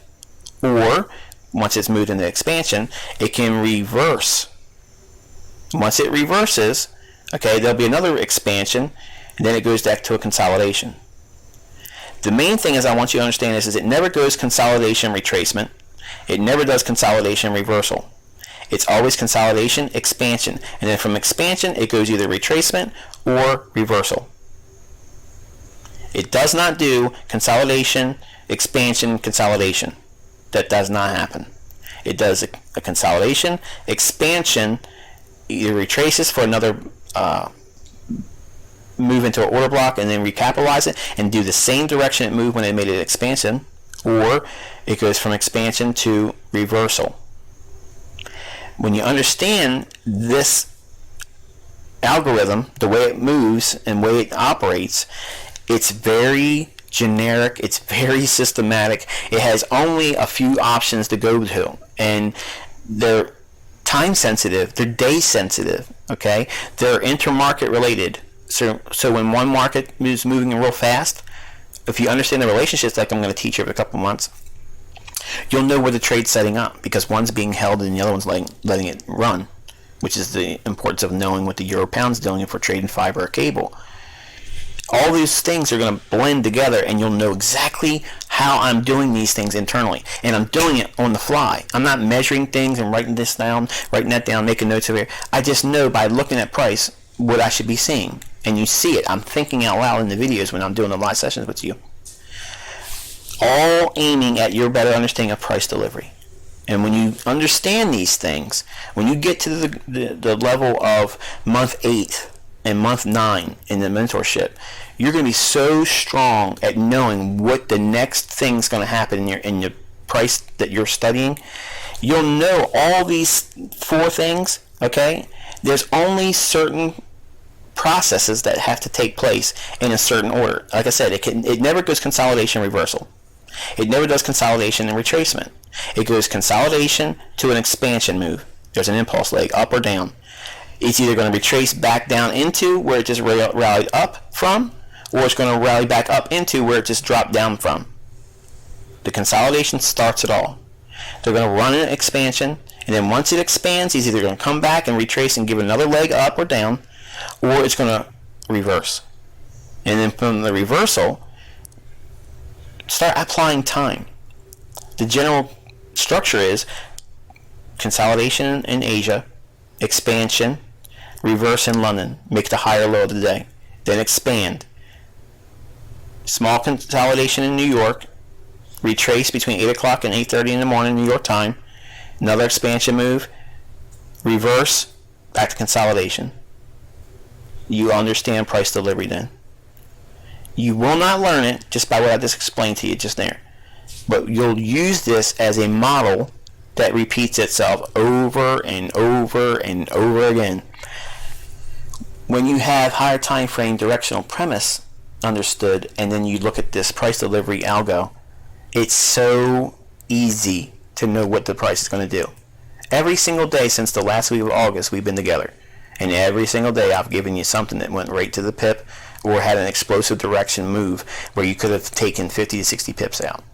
And I don't trade that much every day, but I'm showing you by desensitizing you to fear and greed, there's no need for those things. What we're teaching is consistency, the ability to see these things happening all the time, and also exercising willpower on not wanting to make money. So you're suppressing the desire to make money, you're developing your patience, and you're learning a great deal. You have no understanding of how much you're learning just in these first 2 videos, but I'm telling you, you'll be able to look back on this months from now and say, man, that was a huge step I didn't appreciate until now. There's a certain process, the way the price is delivered, and it can't be changed. It won't be changed. And don't be afraid because you're learning it. 700 people is not going to turn the whole world around, okay, and they stop doing this. It's not. So, again, in closing, Take the information I'm giving you, stuff it under your mattress, stick it in a love letter to your grandkids on how to do it, but don't market it. Don't do that. Okay, not because I'm going to lose sales. It's just it's too good to share, and you're going to see why I've kept it for so long and not wanted to do it.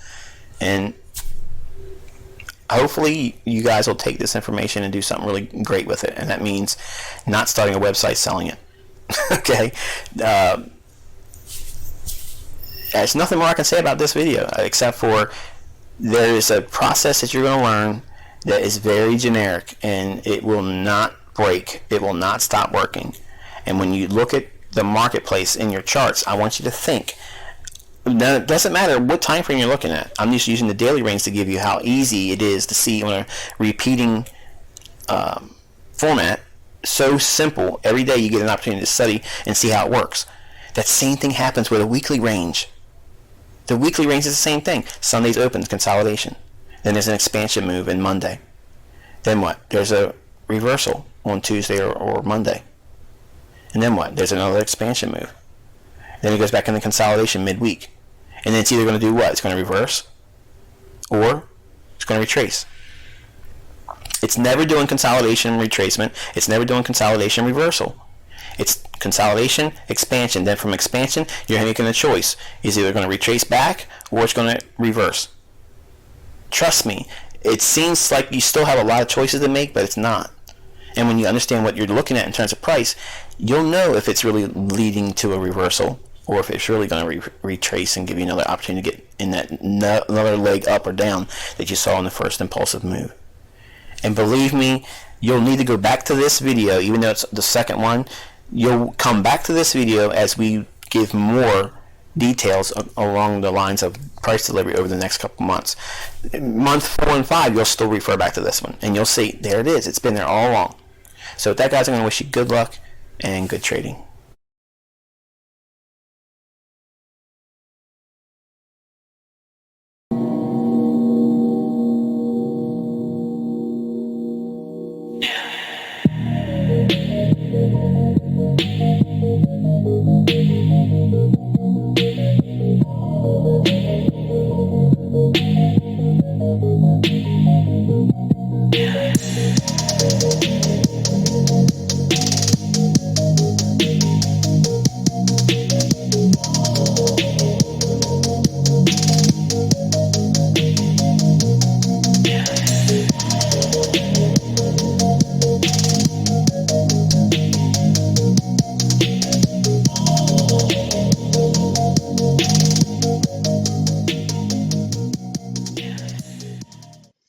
Okay, folks, welcome back. This is the third teaching of a series of 8 for the first month of the ICT mentorship. Okay, we're going to be continuing on our theme of understanding the mindset that you have to have going into the marketplace, looking at things in a little bit reverse order than you're normally taught from a retail perspective. And this is one of those teachings that you're going to have that if you're new, you actually have the advantage here. For folks that have been trading for a while, that have adopted bad habits or an understanding or a belief that they have an understanding, it's going to be a little bit expensive for them because they're going to have to purge some of the things that they either subscribe to or wrestle with it until they either do or elect not to use this insight at all. I mapped out a crude depiction here, and I've been using it for months actually as a teaching tool. But we're going to really hammer it down in this mentorship because it's imperative that you know how we as traders are supposed to be viewing marketplace data delivery, reverse psychology, whatever the psychology of this informed money is. It's going to be diametrically opposed to that of the uninformed or speculative money, or quote unquote dumb money. And when we have these ideas, when we look at price, okay, the first thing we have to do is establish who is the victim here. Generally there's a victim always in every crime. And the perspective that the speculative uninformed money has is that, number one, they don't acknowledge that there's a smart money. There is not an entity out there that has, quote unquote, the right things always on, the right perspective, or that a market is rigged or controlled or manipulated or has any influence over long-term price delivery. The uninformed money, okay, or those that are uninformed in regards to how smart money actually operates and exists in the marketplace, their actual perspective really is that indicators are the answer. And uninformed money, their perspective holds the belief that price moves by indicators' influence. Okay, and the influence of an indicator being overbought or oversold, that is what the precursor is to a market moving higher or lower. And I can tell you, I subscribed to that for years as a new trader, and it took a long time for me to actually be broken away from that type of mindset. So if you're new and you haven't been exposed to indicator-itis and you're not infected with that yet, you're actually pretty good in terms of advantage. Those that like to use indicators are going to have a little bit of a struggle with this mentorship, because I'm telling you, basically, you need to get that out of your system, get that off your charts, because it is not how you're going to be able to see smart money. In fact, we're going to be able to use these indicators to be informed as to what the uninformed traders are actually thinking. So when we talk about sentiment next month, you'll have a lot more understanding about what that is, how it's developed, and what you can do with it. Now, obviously, we only exposed one side of the paradigm here by specifically dealing with the speculative uninformed money's perspective. You're not here to really so much learn about those individuals, because obviously we all know that there's a losing crowd in the marketplace, and your idea of being a part of that group is foolish. So we're here only to focus on what the smart money view is on the marketplace. And that begins by understanding that there is a huge, vast, enormous new pool of liquidity coming into the marketplace every single day. Even though there's new busted accounts all the time, the statistics tell us that 90% of traders lose their money. Large funds are in the same category. Not every fund is profitable. Just because there's a lot of people that are investing money into this fund or this fund manager does not in no way guarantee that that fund will exist a year, 2 years, 5 years from now. So we, as informed traders, our perspective is to hold the perspective of what a liquidity provider or smart money view is on the marketplace. And they put a spotlight on the aspects of uninformed money, because that's what makes the world go around in the marketplace. The smart money is there to provide liquidity, but they're doing it at a exchange premium. In other words, they're putting in trades that they're going to most likely come back to either offset or neutralize for their interests. And we're going to talk more about that as we go. But for now, understand that the smart money knows, in fact, that there is a large body of uninformed money out there. Contrast that with what we spoke of concerning the uninformed money's perspective, is there's a lack of an entity out there that has a smart money perspective on the price. They don't have an opinion or an idea-based perspective that there is someone or some entity or entities out there that have a smart money perspective, or that the banks would actually trade against large firms or funds. That goes against the grain of what a free market is. So when we have a smart money perspective in the marketplace, we actually use their perspective as everybody else's liquidity. And price is delivered to engineer efficiency for the smart money entities only. It's not anything outside that. So to hold the perspective of a liquidity provider, you are adopting a smart money perspective, and everybody else is liquidity. And the liquidity is going to be in the form of buy stops, sell stops, pending orders above and below the market highs that are most recently formed on your charts. Once we understand that there's two distinct perspectives, that's what creates the market efficiency paradigm. Both groups, okay, have their individual perspectives. The one that is smart money, they have the unique perspective of understanding already what the uninformed money is going to believe about the marketplace, and that gives them their edge. On top of that, they're actually in control of price. Just like anything else, if you own a storefront or if you own a business and your commodity is sold, who sets the price for that commodity? You're the store owner. Well, currency is owned by the bank, and they set the price on the value of that bank note or that digit on your screen that says you have XYZ number of dollars in, or francs, or pounds, or whatever it is that you're you measuring your currency in. That value is set by the central bank that has printed that money. And why this is such a speed bump for people's understanding is beyond me, because if you look at the state of the world we're in right now, obviously corruption and deceit is the name of the game. So it's not a shock to hear, if you first time being exposed to this, that the central banks are in absolute control of what their price of their currency is, and they can set it at any time at any price they want. Don't believe me? Look at what they did with the Swiss franc and the euro when it was depegged. Instantaneous wipeout. Okay. So once we understand both perspectives, okay, intimately, okay, we no longer have a at odds perspective on the marketplace. We don't vilify the market maker. We don't vilify smart money. We don't beat up or make fun of the uninformed money. In fact, what we do is we find a balance in between that. And we don't think in terms of victim or aggressor. We just think in terms of efficiency, because the markets are always going to trade in an efficient manner, but it's slanted and more prone to lace the pockets of the smart money, because they have the advantage of pricing wherever they want price to go to, and they already know what the perspective is of the uninformed money, and they also know how to manipulate that perspective at any given time based on chart patterns, based on indicators, based on just reactions to the market news.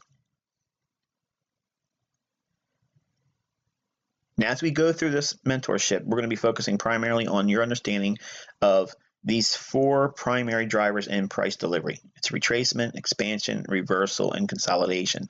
Now, we're not going to talk specifically about that, but I want you to understand that all the things we're teaching here, they're all frameworks for you to understand those four general principles. We can't teach specific contexts or topics without having a broad-based understanding and foundation, and that's what this entire month of September is doing. It brings everybody to a reference point to start at the same location. Some of you that are advanced, that watch a lot of my free tutorials over the years, you need to put that aside for a moment and start with this perspective in mind, and I promise you it's going to deliver everything that you've skipped over. We're going to fill in all those gaps.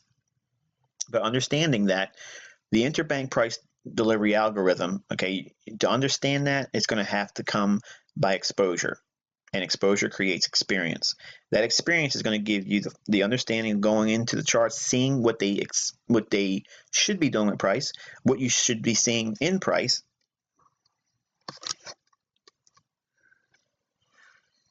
by seeing each individual component explained in detail and context.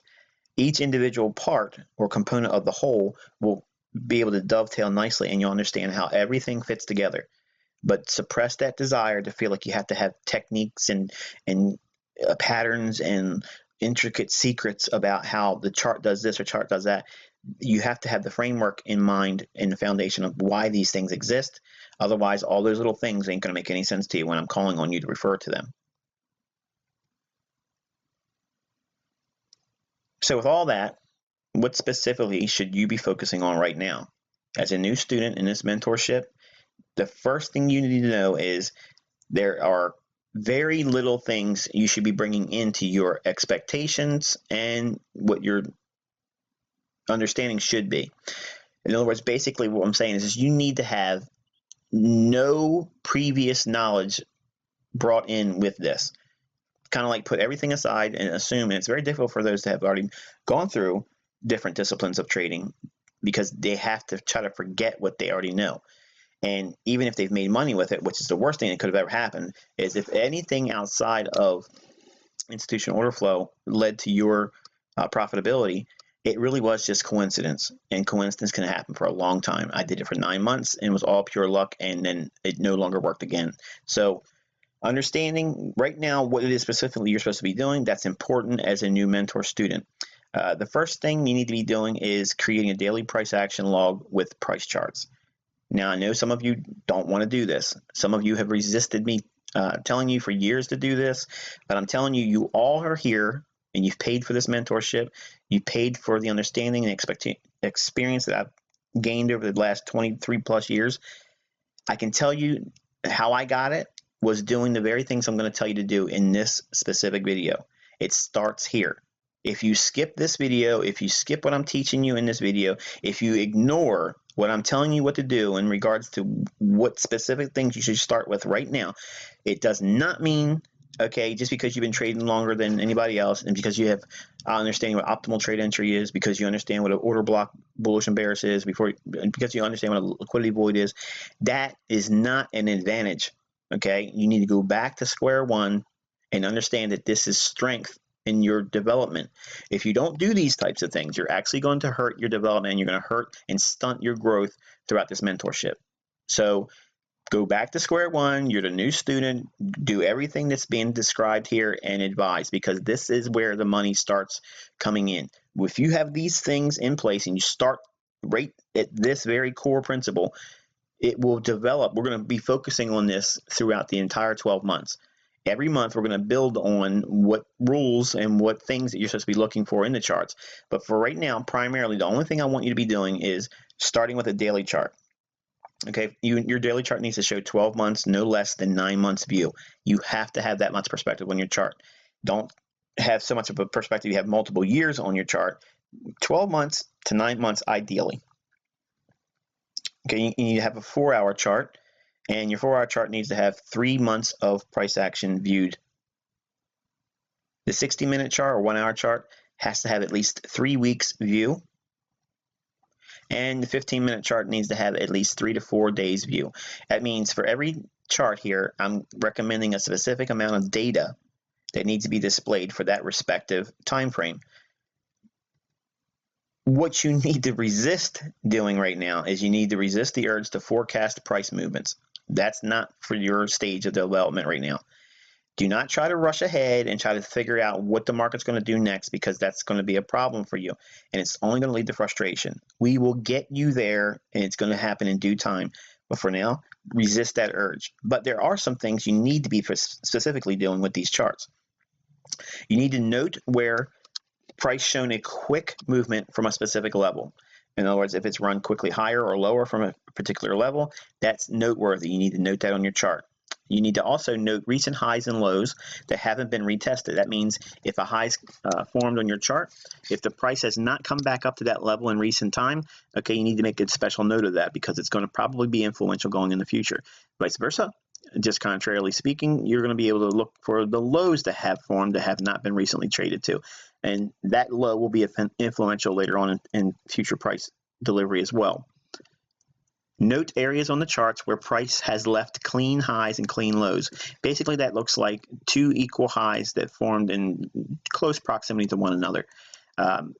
Whenever we see a high go up and form, and then it trades away from that for a little while and then comes right back to it and doesn't make a new high, or maybe it falls just a little bit short, just a little bit above it, I note that as a clean high. And usually buy stops will form above that, and the market will usually come back up there and run through that. It doesn't mean it won't continue through it, but it's usually a big bullseye for price to want to go up into that area. And the reverse is said for double bottoms or equal lows. When a low is formed and another low is equally formed in close proximity to the initial one, that's a big area for sell stops to pull or build up underneath those lows. And the market tends to have a willingness to go down there and test that liquidity. That means the market will go down into that area, whether it continues to go lower or if it goes down there and then reverses. There's conditions that we look for to frame all that, and you will know when to expect the specific conditions. But for now, I want you to start practicing looking for that in your charts and having them noted on your chart. Note what days the highs and the lows form, and this is for the weekly range, and you want to note what time of day that occurs, what kill zone. Is it the high and low of the week forming in London, or is it forming in New York? Because all those things are going to lend well to prognostication and what should happen going forward.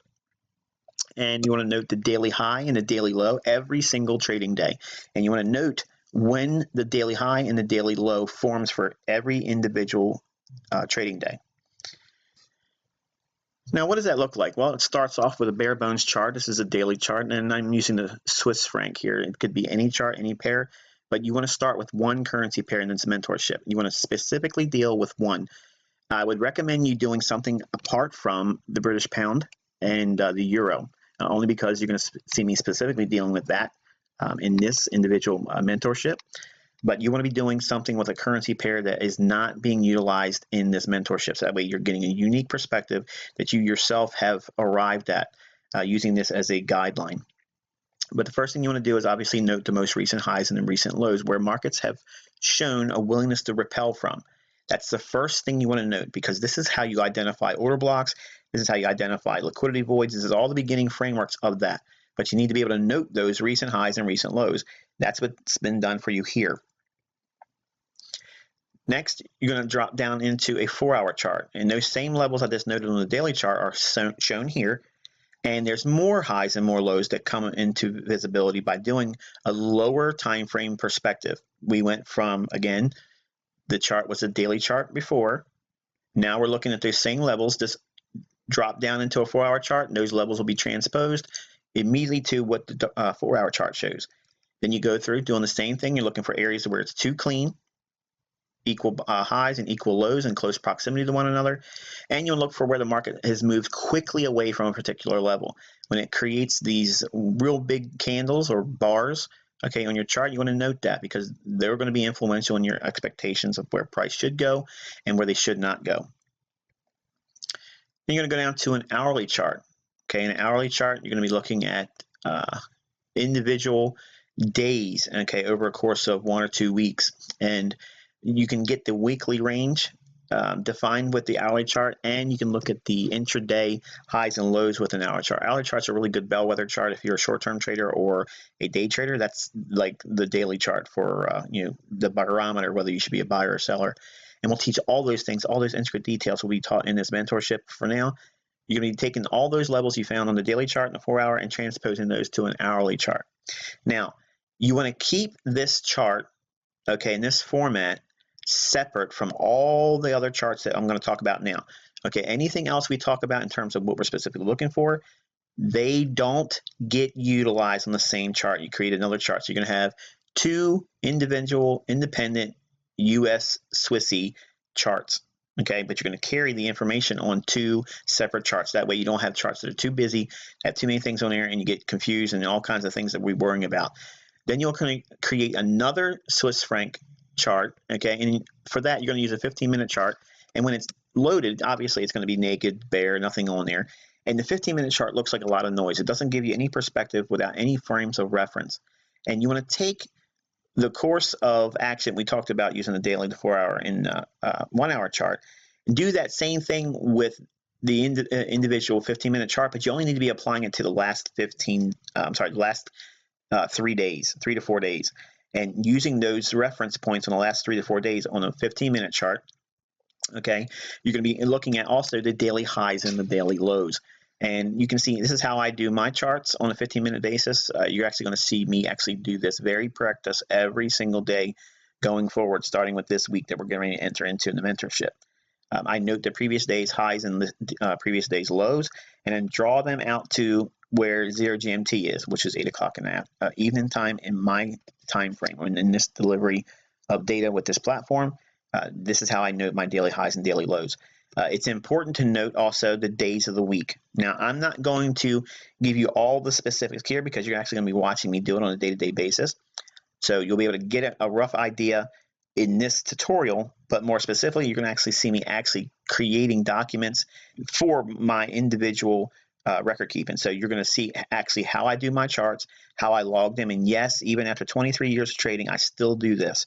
It's important to do it. It's understanding, it's clarity, it gives you perspective, and it's what professionals do. Sorry, it's just, there's no way around it. The folks that are really concerned about the market, they have logs, they keep journals. These are the types of things that they do.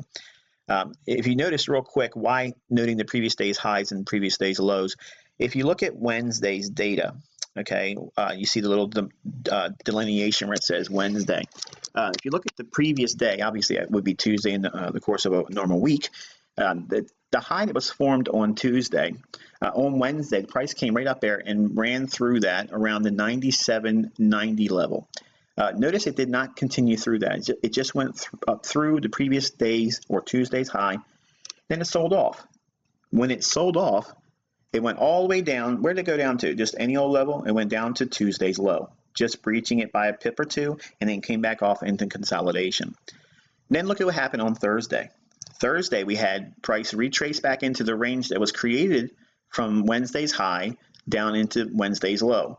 Thursday starts today with trading in a consolidation. It rallies up, closes in a range, okay, that was formed from Wednesday's high and Wednesday's low. Then it sells off, and where does it sell off to? Moving just below. Then it pulls off that low and goes into consolidation. Then we have Friday. The market just goes straight on up, rolls right on through Thursday's high, and creating a new high.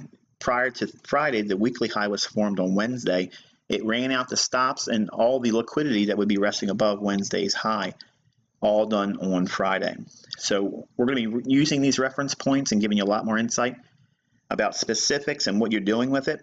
But for now, I want you to know that this is what you're going to be doing going forward. Every single trading day, you're going to document price action, and you're going to build on your understanding.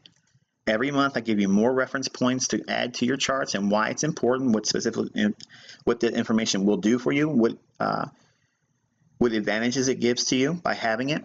And by having your charts very uniformly organized like this, when you're trading, your chart is going to have its independent analysis. You're not going to have all these things on your chart, but these charts are always going to be referred to while you're watching price, because by having 3 charts, okay, because you're going to have one that's executable, in other words, what you're watching on the setup right now, because you never want to marry the ideas that you have in your analysis. You need to reflect on them, but you don't want to be so cast iron and can't do it any other way. It has to be that way.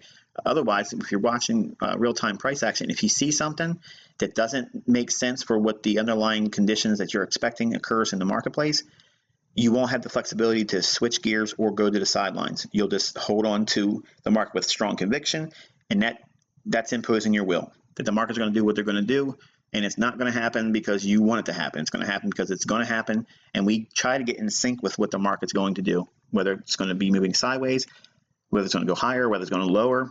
We don't know any of those directions with a great deal of certainty. We just know probabilities.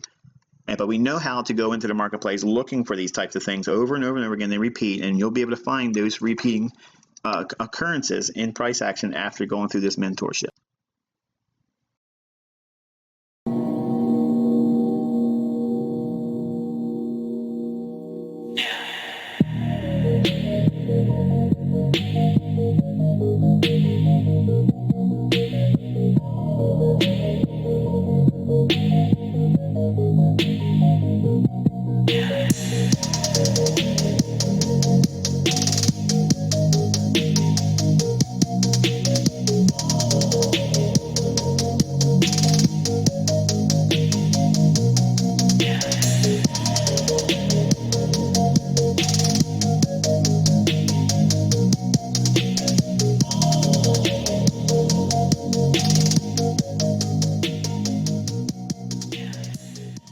Welcome back, folks. This is the 4th of 8 installments for the first month of the ICT mentorship. We are covering equilibrium versus discount. Now, again, just as a forewarning, for some of you were actually pupils of mine prior to me starting this mentorship. This is going to seem a little bit elementary initially, but I promise I'll add something to it that may bring a little bit more depth to the understanding of what optimal trade entry is. A long time ago, back in 2010, I introduced a simple idea of looking at swing projections, retracements, and identifying what would be deemed as optimal trade entry. And everyone that saw it obviously fell in love with it, liked it. It was easy for them to see. They would apply it really quick to the chart. And I think the reason why is because it had a indicator applied to it, and that being the Fibonacci. Now, Fibonacci doesn't have any magic, doesn't have any significance by itself. You have to understand where the market may want to reach for. So there's going to be a certain measure of prognostication on your part. The Fib doesn't do everything for you. So I want to draw your attention to looking at where markets are most likely to create buy conditions. Now, this is not buy signal entries. This is just framing a context initially as a new trader, someone new to technical analysis, someone new to my principles. It's going to give you a foundation so that way you can go into the charts and start looking at these things and measure them and then study them. Okay, so all this is meant is to give you a framework to work within in your demo account. Everyone should be working inside the Forex Ltd demo account, as I established at the beginning of this mentorship. So we have multiple price swings in here on this daily chart, and we're looking at primarily a daily chart initially for our setups. If you're a new trader, okay, and you just seemed overwhelmed, you probably heard me talk about certain things already in this mentorship, or maybe you've watched some of my videos on YouTube or on my website's tutorial section, and you heard terms that went right over your head. Some of the terms are created by me. Some of them are industry standards. Some are going to require a little bit more description about what they mean later on in the mentorship. So if you hear something even in this presentation, just make a note of it in your notes, and then obviously you'll pick up the understanding as we go deeper. Every month there's something new. But for now, I want you to focus on a simple question. If a trader believes that the market's going to go higher, what would frame that context? What would give the trader that a conclusion to trust buying a specific market? Like what goes into making that decision? Well, the first thing I want you to understand is this is going to be like the very first baby step to understanding institutional order flow. The first thing you need is movement. You have to understand that to be a buyer, there has to be a willingness of somebody with bigger pockets than you, more money than you, and they are the ones that move price around, and they are the banks. Okay, they're only going to let price go higher when it suits their purpose. Okay, so it's not going to be a supply and demand factor. It's going to be a greed factor. They want money. Okay, they're in the business of making money. After all, that's their nature of their business. That's a bank. So if we are looking for buying opportunities, okay, many retail traders look for all of these patterns and indicator-based ideas, and I want you to focus primarily on price. Price alone will give you everything you'll ever need in terms of indicating higher or lower price, and it'll actually give you the actual specific entries and your exits. You don't need anything else outside of a price chart. Okay, the open, high, low, and close does everything for you. I want you to look at this low down here, and I want you to look at this high up here. Okay, do you see how that is the biggest price swing on this entire chart? So between August 14th all the way to the present time in September, there has only been one major price swing higher and lower. So if we take a Fibonacci level, okay, and I'm only going to use Fibonacci to illustrate equilibrium, okay, because I first have to establish what equilibrium is.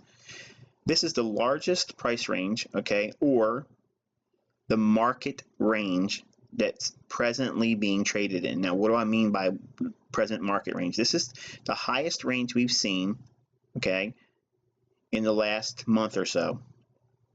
So if we look at this range, now I'm going to scroll back here so you can see it. There's nothing more significant than that except for this one back here, but we're going to primarily use this one because it has a very strong reaction. We can use these back here, okay, and I'll do it for completeness sake later on in the video, but for now I want you to see we have a very strong impulsive move away. Then it comes back, retraces, then have another strong impulsive move away, and comes all the way up here to the high. Okay, when we say impulsive price move, or what will be referred to as impulsive price swing going forward throughout this mentorship, that is the indication that there has been displacement. Now, displacement is where someone with a lot of money, okay, comes into the marketplace and they have a strong conviction to move price higher. We already know that price is going to be set by the central bank. So if they're letting price run this high, they're offering at a higher price. As long as there's buyers coming in, they're going to keep offering that price there. As long as they keep finding buyers, as they keep raising price up, they'll keep expanding price higher, higher, higher, until there is no longer any interest for them to pair up orders with participants, okay, other open interest in the marketplace. So they'll allow price to retrace a little bit, until they can get more buy stops above the marketplace. It is not a buyer market and then keep stretching price. They have already bought down here, and then they're allowing price to be offered to the marketplace at higher prices. Okay, and as that happens, all they're doing is selling off their positions they established at a lower low. Okay, from here, the banks are in long positions in here. They accumulate long positions. Once they accumulate a position, they allow price to go higher. Okay, once that price goes higher, it keeps going higher until their position is funded and they no longer want any more position held. So they're going to be looking for liquidation areas where they know that there's going to be willing participants to buy. That's going to be above this old high back here. Why would they want to take price above that old high here? Because there's going to be buy stops on a fund level. That means big money managed funds will have stop loss orders right above that high. And I'm going to go into details in this mentorship about where stops are, how to pick out institutional funds levels where their stops are at, where high target big money moves are going to occur. All those things will be taught to you, but for now I just want to start you very small, because then there's a lot of folks that just started with this mentorship and they've never really been through the complete library of my concepts, or they haven't really exposed themselves to technical analysis. So all this seems Greek to them. And I don't mean that to offend anybody that may be Greek, but it's an expression in the States. It means it's alien to them. But the first thing I want you to look for in price is you want to see impulsive price swings.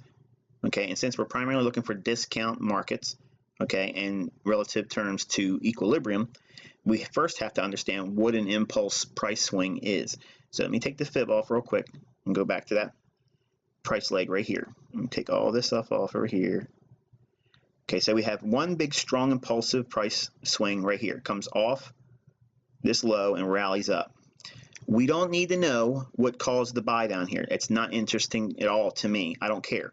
Okay, we don't know this price leg is going to start until, we don't know this price leg is here, okay, until it forms. So I'm giving you a perspective. Studying in hindsight, the low to this high in here, okay, that rally up or that impulsive price swing, we only require price to start coming down off of that, and it takes at least 4 candles. No matter what time frame you're on, you need 4 candles, okay, from when the market makes a low and starts rallying up. What you're going to look for is once you see a high form, let me zoom in. Once you see a high form, you need 4 candles. Why 4 candles? You need to have 1 candle to the left, 1 candle in the center, the most highest one, then a lower candle to the right. That's a swing high, and then you got to see price go lower. When that happens, you start waiting for price to retrace back to equilibrium. Now, what is equilibrium? Equilibrium is a midway point of a price move. Okay, so we're measuring the high from this low. You take your fib, you draw it up to the low, and you drop it. Equilibrium is over here. Let me scrunch this up a little bit more.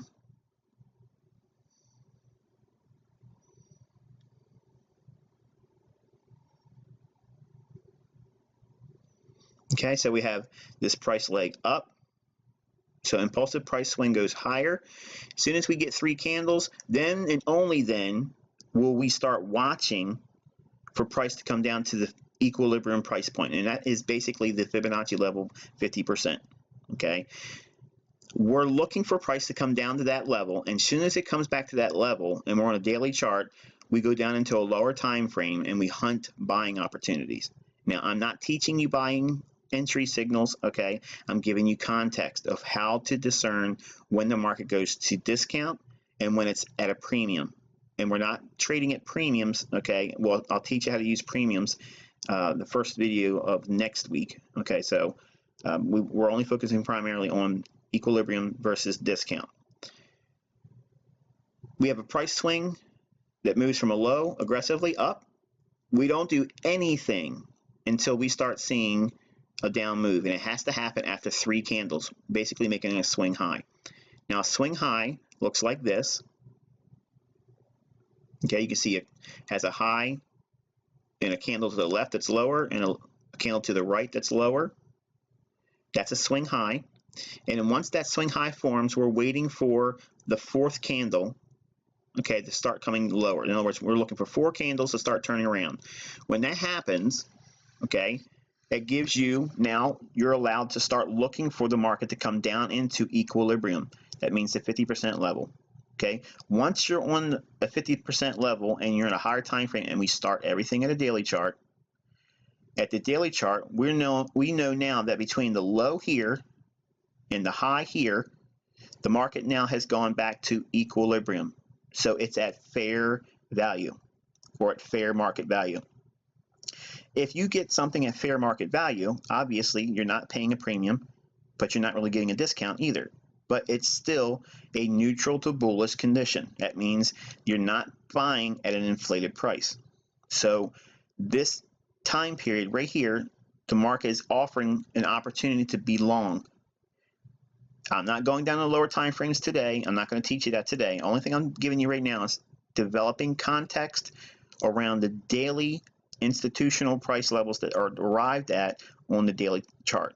And all you're looking for is impulsive price swings first, letting price settle back down into equilibrium, and then we discern what we're going to do when we get to that level.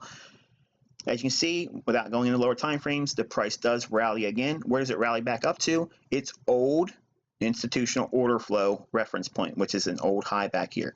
So it goes right above that previous high. See that? Now the market trades off again and goes lower. So we have now a new range. We have to now put the Fibonacci on this high, keeping it off this same low. Now, why did I do that? Because this price low has not been violated. It only retraced down to here, it rallied up again. Then we wait for 3 candles. The high candle to the left, there's a lower one. To the right, there's a lower one. This is probably a Sunday, and even still, this is one here. Either way, you don't want to count Sundays, by the way. MT4 on Forex Ltd does give you the Sunday candle, so you got to factor that out. Don't count Sunday's candle because it's a non-event. So that's probably going to end up becoming this candle here. Once you get the down candle here that the market has in fact turned, it's starting to go lower. Notice what's happening here. We're not rushing. We don't need to catch the high. Okay, it gives us all kinds of time to wait and plan and build an idea about what it is specifically we're going to do when price gets to equilibrium. Price drops down a little bit more, then it goes up. What do we do the whole time this is happening? Nothing. We're not doing anything. This is a higher time frame principle. Most of you are all begging for a higher time frame principle to trade with. This is the beginning building blocks to that. Okay, market trades lower, lower. What do we do here? Nothing. We're not doing anything here yet. Okay, nothing. Trading lower, lower, lower, lower. All of a sudden, boom, it hits equilibrium over here. Now we can start studying price. We want to study price. On the lower time frames, we'll look for entries, but I'm not teaching you entry signals here. I'm giving you context. As soon as we get to equilibrium, we are now at fair market value, so the market is permitted to be bought. Okay, at the banking level, they will be able to buy at these levels because they're not at a premium-based market. The levels that are trading at this level here are at fair market value. Now, banks are just like anyone else. If you go to the grocery store and you see steaks for $10, I don't even know what they cost because my wife does all the shopping. If a steak costs $10 at the market and it drops down to $8.50 a steak, that's probably a discount. And it may not be that price, I don't know, but for the sake of analogy, we're using it. That means that we are now at a discount. Anything below equilibrium is now a discount market. When markets go below equilibrium, they do not spend much time below equilibrium, and there's usually a very dynamic price move away from that, especially if the context behind the marketplace is bullish. Now, looking at this framework we have here, we had an impulsive price swing here, a tiny little retracement, came back to equilibrium, rallied one more time, took out the high over here, and then sold off. Okay, went back down into equilibrium again and went to a discount below 50% of the impulse price swing that is now at a discount. So the market on the banking perspective is that this amount is now at a discount.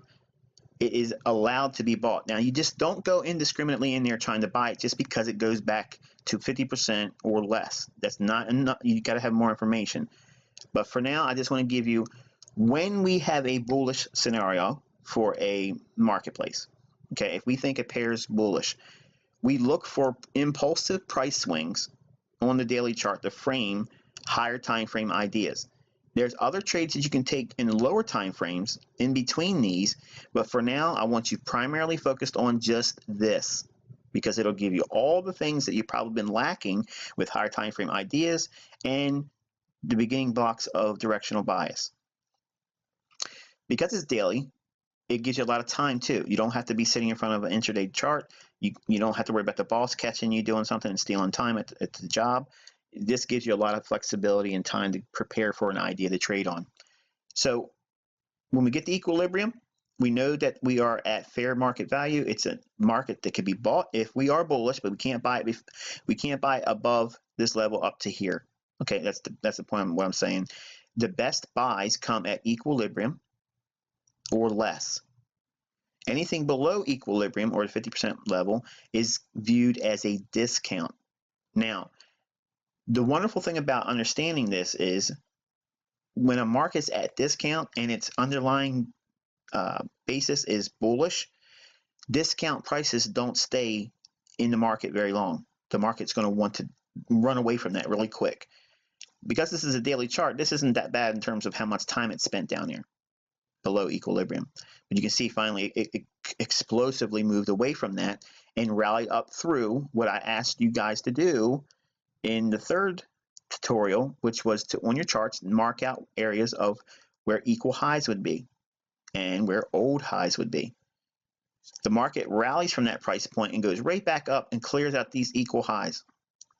When these equal highs are taken out, if you were a trader that only took a long in this area, and it don't have to be an exact science as far as where it was, we're just going to speak in general terms. If you went along somewhere in this small little consolidation before the expansion, okay, between buying at the 95 big figure roughly up to these equal highs, that's about 98.50.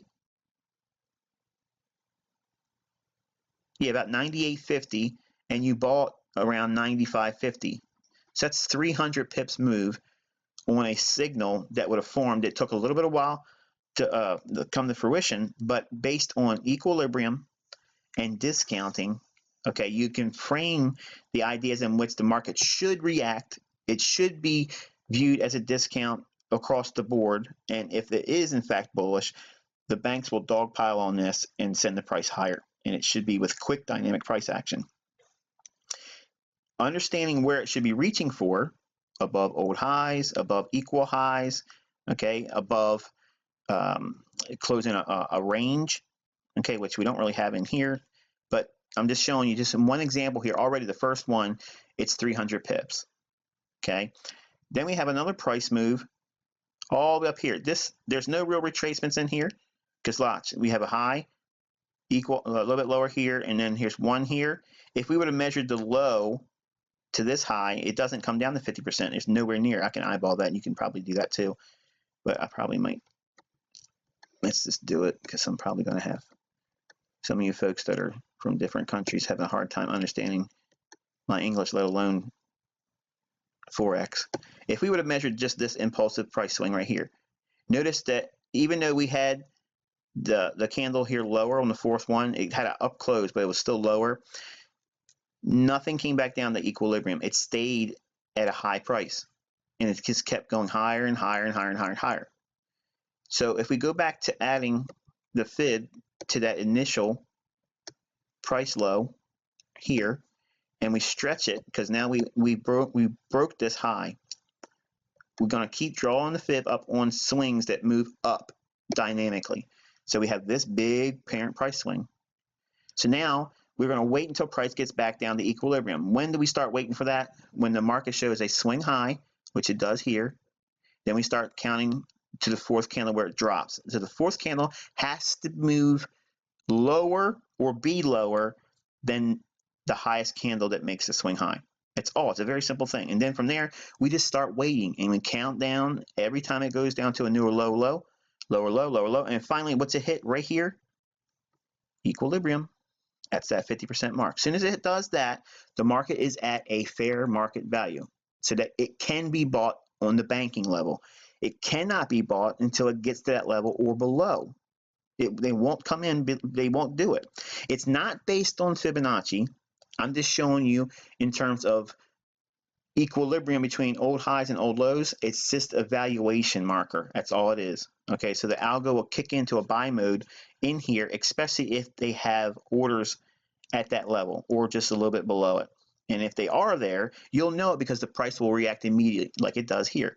It hits it one time. It doesn't have another candle touch it. This one gets close to it, but it still rallies away. Okay, so now watch what happens. We have another impulse swing here. Price moves away from an area where we expect it to rally. Why do we expect it to rally there? Because between this low and this high, price should be sensitive here on the upside, and it rallies. Now watch what happens. This is a big, big step. I'm going to keep this Fibonacci just like it is. I'm going to add another one right on the low that starts here, and it runs up here. See that? So between this low up to this high, why are we counting this swing? Why are we using this Fibonacci price swing, Michael, and not something else? Because this one showed reaction to want to move away from an area we would expect it to move. And now watch, we have a swing high. Here's a high, lower high, and this candle is lower than the one on the highest portion of the swing high. So now we start counting down until price gets to what? Equilibrium or less.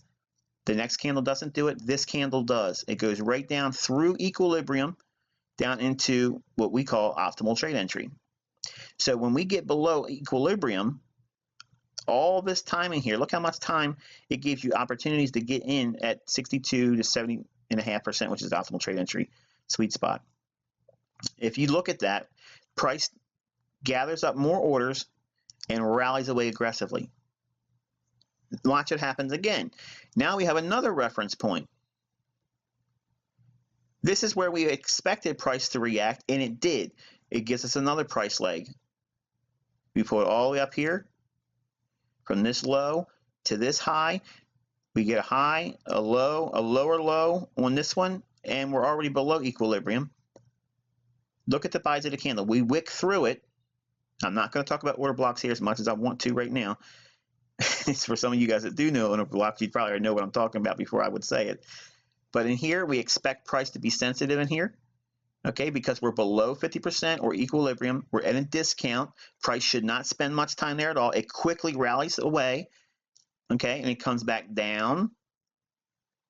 I could draw a fib on this low to this high. Matter of fact, let me just do it. After all, that's the context of what we're teaching here today, right? Pulling the fib on all these levels where there should be reaction. Okay, market rallies up. Here's the swing high. The next candle, the fourth candle's got to be lower. It does. It trades through equilibrium right into optimal trade entry. Does it stay there long? No. It rallies up, comes back. It doesn't break the high. Comes back one more time to equilibrium, and then aggressively moves away. And expands, expands, expands, expands, expands, and then finally it gives us a reversal. But nonetheless, that right there from buying in here to here, let's look at that in terms of range.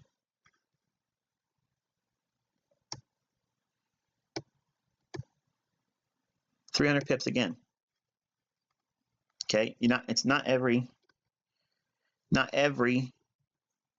day setups, okay, but it's giving you significant setups. If we look at the moves that we called in here using what I'm showing you,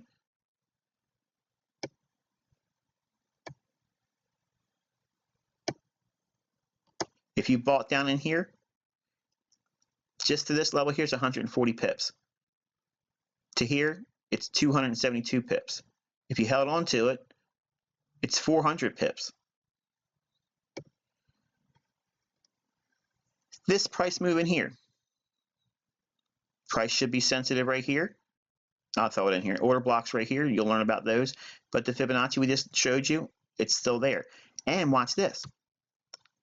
We had a price swing here that reacted off of a level that should be bullish. Here's our new price leg here.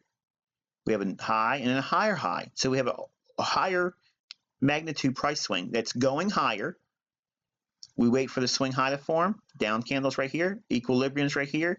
Into the optimal trade entry, which is a discount. It's got to be below equilibrium.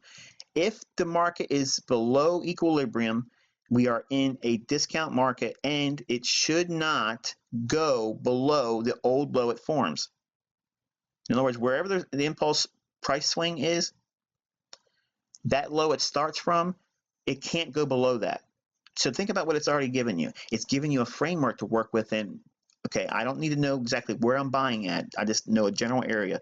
I can fine tune that down into lower time frames. When we do top-down analysis, I'll teach that. But for now, if we understand this is the low we draw our fib from, that a stop loss has to be below there on this time frame. So we can buy in this area here, put a stop loss down here, define the risk between that, and then how much of a risk to reward will we get based on how far it should reach up. Every time that price makes an impulse price swing higher, we just wait for it to come back down, and there's no rush. We just wait. It takes 3 candles. On the 3rd candle, it can hit equilibrium and go below it, but we need to just simply wait for the swing high to form, and then you watch it drop down. Once it drops down, you know what you're going to be expecting. The price move should be explosive to the upside because the market goes back to a discount below equilibrium. It can be as sensitive at equilibrium, but here's what we're supposed to be focusing primarily on. You want high odds trades. You want high probability explosive price action moves in your favor.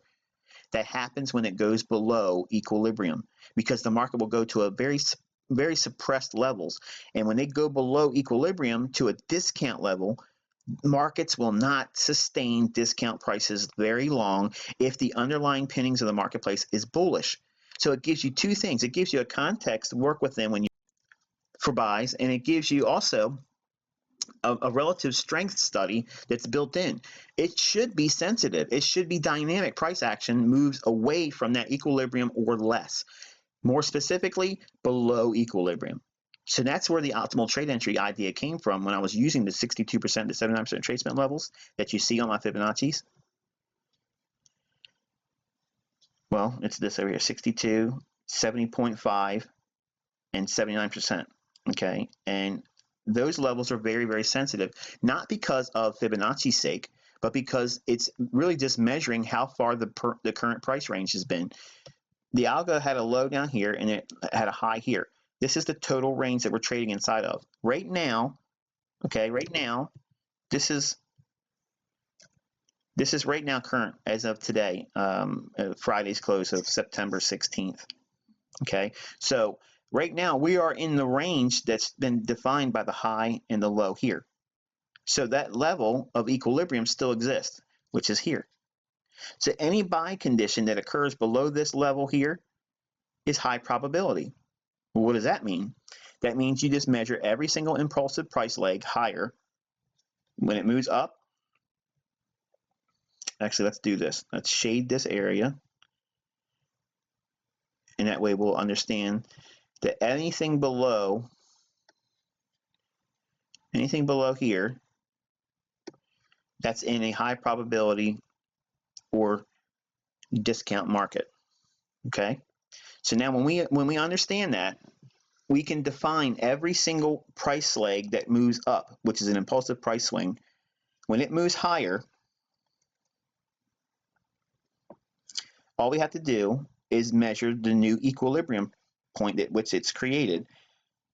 And here, I'm going to start right here. There's the impulse price leg right there. So we have the low up to the high, swing high, 4th candle's got to be down. It does. Hits equilibrium. Should it respond? Yes, it should be dynamic. Does it go higher? Yes, it does. Makes a new high. Where does it go to, Michael? Above a previous high over here, and then it trades back down. Now here we have equilibrium again. It trades to equilibrium and then aggressively trades through it. You're probably thinking, oh, it failed. It does. That's what's going to happen sometimes. You're going to lose money. I want you to understand that it's not going to be perfect, but it's going to give you more context than you have right now, especially if you're new. If you have been looking at price action before, you probably have never looked at it like this in terms of valuation between equilibrium and discount. and we're going to teach the importance of that the rest of this month in the remaining teachings. But for now, I'm going to introduce you to the idea of viewing price in this context. Below equilibrium here, no discount, we come all the way back down and take out a stop. Stop runs is what's going to be a different profile, and if you take a loss, that's what you expect.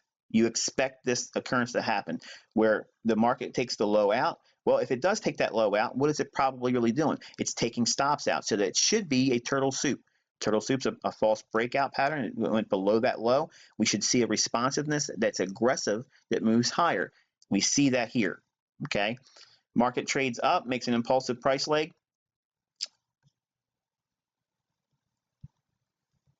From that low all the way up to here. Now watch, here's the cool part about this. We have a swing high. You have the high, the lower high, the lower high, and the fourth candle is down.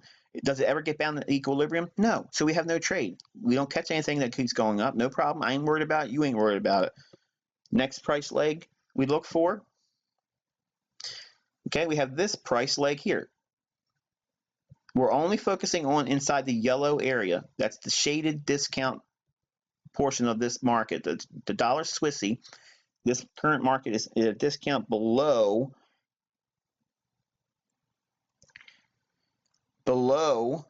this line here. This is equilibrium, the top of that yellow shaded area, and below it is discount.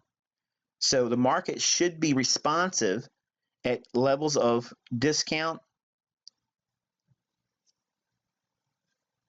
after we see this high form. We look for the high, the swing high, the form, and the fourth candle's got to show willingness to be lower. It does, and then we simply just wait. We wait until it hits the equilibrium, and then we go down to the lower time frames and we look for trading signals.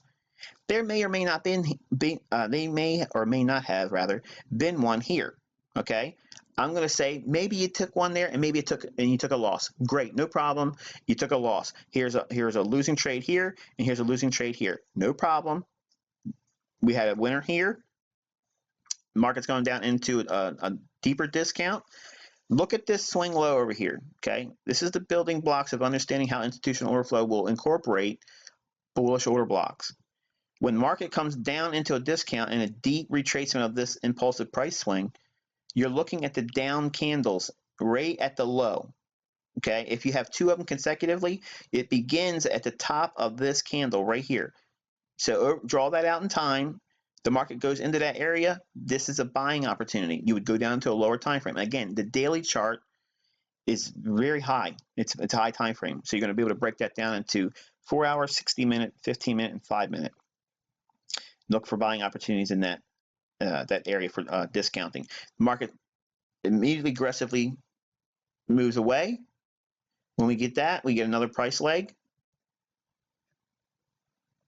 And we can take our Fibonacci and measure it to come up with another equilibrium.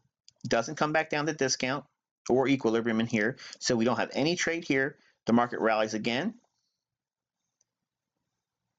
From that level, we put our low on our Fibonacci. And here's our high here. So we have a high, a lower high, and then a down candle. It hits equilibrium. We get a response, rallies up, trades right back up to an old low. Rejection. I'm not looking for sell signals. We're not teaching that here. Now we have a higher magnitude price swing. All this impulsive price swing, even though it's broken up into 3 legs, you still have to measure that because it's the parent price swing that's currently being traded in right there. Okay, so this movement here, when price gets down to equilibrium, we would study and see if there's a reason to be a buyer. There's an order block over here, so there may be something to look at on the lower time frame. Maybe there was a loss. Maybe you didn't take a trade. I don't know, but price goes down into a deeper discount. Trades right into a bullish order block. Price hits it. Does it spend much time there? No, it rallies aggressively. And it fills in an area where price had already moved in rather quickly. And I'll just toss this in there for teasing purposes. It goes right up to the bottom of this bullish candle, which is a bearish order block. And that's an area where you would look to take profits on a long position. If you did something like that, buying, say you bought it maybe here in the middle of this range here, and you got out there, That's 175 pips. Factoring spread by 170 pips. How can anyone be upset with something like that? When you're waiting around, you're not getting a million trades, okay? There's not a lot of, this is the daily chart. So you're getting about one per week, really good high odds opportunities. So when you see moves like this, okay, you can see there's a willingness to recapitalize these levels based on the fact that the market goes to a discount. We have the same price swing back here. You always use the same ranges that we're currently in. This range is still in effect. Market comes back down into the 79% retracement level, which is still a deep discount market. And also, it blows out an old low. So there may be some stops down here that the market takes out. Now think, if the market's going to go higher, generally, if the market's going to go higher and it's bullish and it comes down below an old low, that's generally going to be a stop loss run. That was the first thing I taught in 2010, to look for dynamic price moves. If you understand what a bullish market is, okay, you want to define every time the market creates a low and then violates that low. If it does that, generally that means that the market makers or the institutional banking algo will go down below the lows and gather up any orders that will be resting below those orders. Below that low. This low here, it's violated here, immediately rejects and goes higher. This low here, it goes below it here, rejects immediately and goes higher. This low here, it goes down below it, rejects, immediately goes higher. So now think about what I've just given you. I've given you framework to map out what equilibrium is. Okay, what is that? And then I told you what the benefit of knowing what below equilibrium is. It's discount. So when you're looking for a market, when you're looking at a range in the marketplace and the market goes below an old low, that gives you context to look for what? Stop rates below the lows, and there should be a reaction going higher. If the market's bullish, if the market's underlying tone is bullish, and we're going to frame all that stuff, but for now I want you to study, go in your charts, and you'll see a plethora of these things occurring all the time. And it gives you the building blocks of knowing what trading setups form, how the market should react, and you'll start seeing these things before they happen. You want to study them in the past first, but then start looking for them to anticipate future moves based on what I'm teaching you here. So in summary, we understand that equilibrium is the midway point of a range. We need an impulsive price leg higher. Once we identify that an individual impulse price swing, we run our Fibonacci from the low up to the high, and then we wait for 4 candles. Once this 4th candle is lower than the highest one, we start waiting for price to come down into equilibrium. When it does that, we can go in and hunt for buying opportunities on the lower time frames. We blend in institutional order flow ideas like the order blocks, mitigation blocks, breakers, turtle soups, okay, and optimal trade entries. All those things, either one of them, any one of them can be applied for a buying scenario. But if you ever see the conditions that's bullish and a low is swept out, that's when you anticipate a turtle soup. The question I get all the time is how do I know if the market's going to keep going lower or if it's going to just go below an old low and then rally up? This is the beginning basis point of knowing when that occurs and when not to expect it to turn around. So we have the market reacting off of this. It rallies up. Now we have another price leg right in here. It took out an old high, so we can go over here, draw our Fibonacci on that low, up to this high. Price comes down to equilibrium. We start hunting for buying opportunities right in here on a lower time frame. I don't know if there's anything there yet. You'll have to go in and look in your charts yourself. But we go down into 62% retracement level, which is now discount. Okay, so when we identify equilibrium, that's the 50% level. When price goes below 50%, it's at a discount. When is it the highest probable degree of bullishness at a discount price? That's when you have this.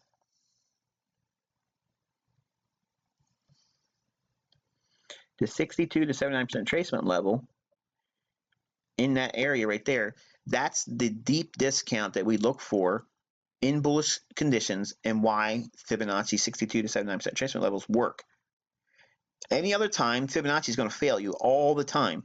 It's the foundations behind price action that cause these indicators to work sometimes. Even overbought and oversold indicators will work if you apply these ideas to them. Bullish divergence, trend following, hidden divergence, okay, or type 2 trend following, which is really what it is, developed and discovered by Nick Van Nice and not George Lane, by the way. The ideas have to come by way of sound price action understanding. If it's not there based on what the foundations of price action are implying, then it's not going to work. It doesn't matter what indicator you slap on your chart. You need to have the underpinnings of the market being dictated by price action, not by mathematically derived or crunching of past price to give you some prognostication. It doesn't work like that. The market will not respond to an indicator. The indicator is only reflecting a mathematical, historical reference of something that price has already done that has no basis on what the market's going to do going forward. So when we look at markets, we have to, number one, define what these price ranges are. That means, number one, if we're bullish, all we're doing is waiting around. What are we waiting around for, Michael? We're waiting for a price move. Well, I'm missing all that. Yeah, you probably are. And that's patience. Traders that make money professionally or manage funds are not chasing everything that goes on in the marketplace. They know exactly what they're looking for. That once you get a price run like this, it's an impulsive price swing. Then you wait. What are you waiting for? 4 candles up here. When the fourth one comes, then you simply wait for it to come back down to equilibrium. Once it gets to equilibrium, you can look for a signal. But I'm stressing the difference between equilibrium versus discount is you want it to now go below equilibrium into 62% minimum down into 79% tracement. When it does that, that's when you have the highest probable degree of bullishness while the market's in a discount. Then you should see explosive price action to the upside. If you're using a daily chart, you'll be able to use this as a day trader, as a short-term trader, a position trader, a swing trader. Nothing has been changed in the delivery of what I look for relative to bullish order blocks, turtle soups, all that business. Here's the cool thing. If we understand that we're bullish in the discount zone like we've had here defined by this Fibonacci level, okay, down in this area here, we're looking for specific things to happen. We're not just looking at, well, I just used the term zone, but not like zone, like supply and demand zone.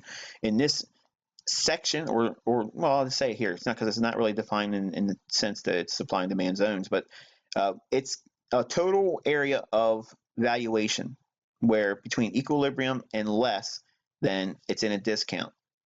So if you're going to have this as a range to work within, what inside of the range are you really specifically looking for?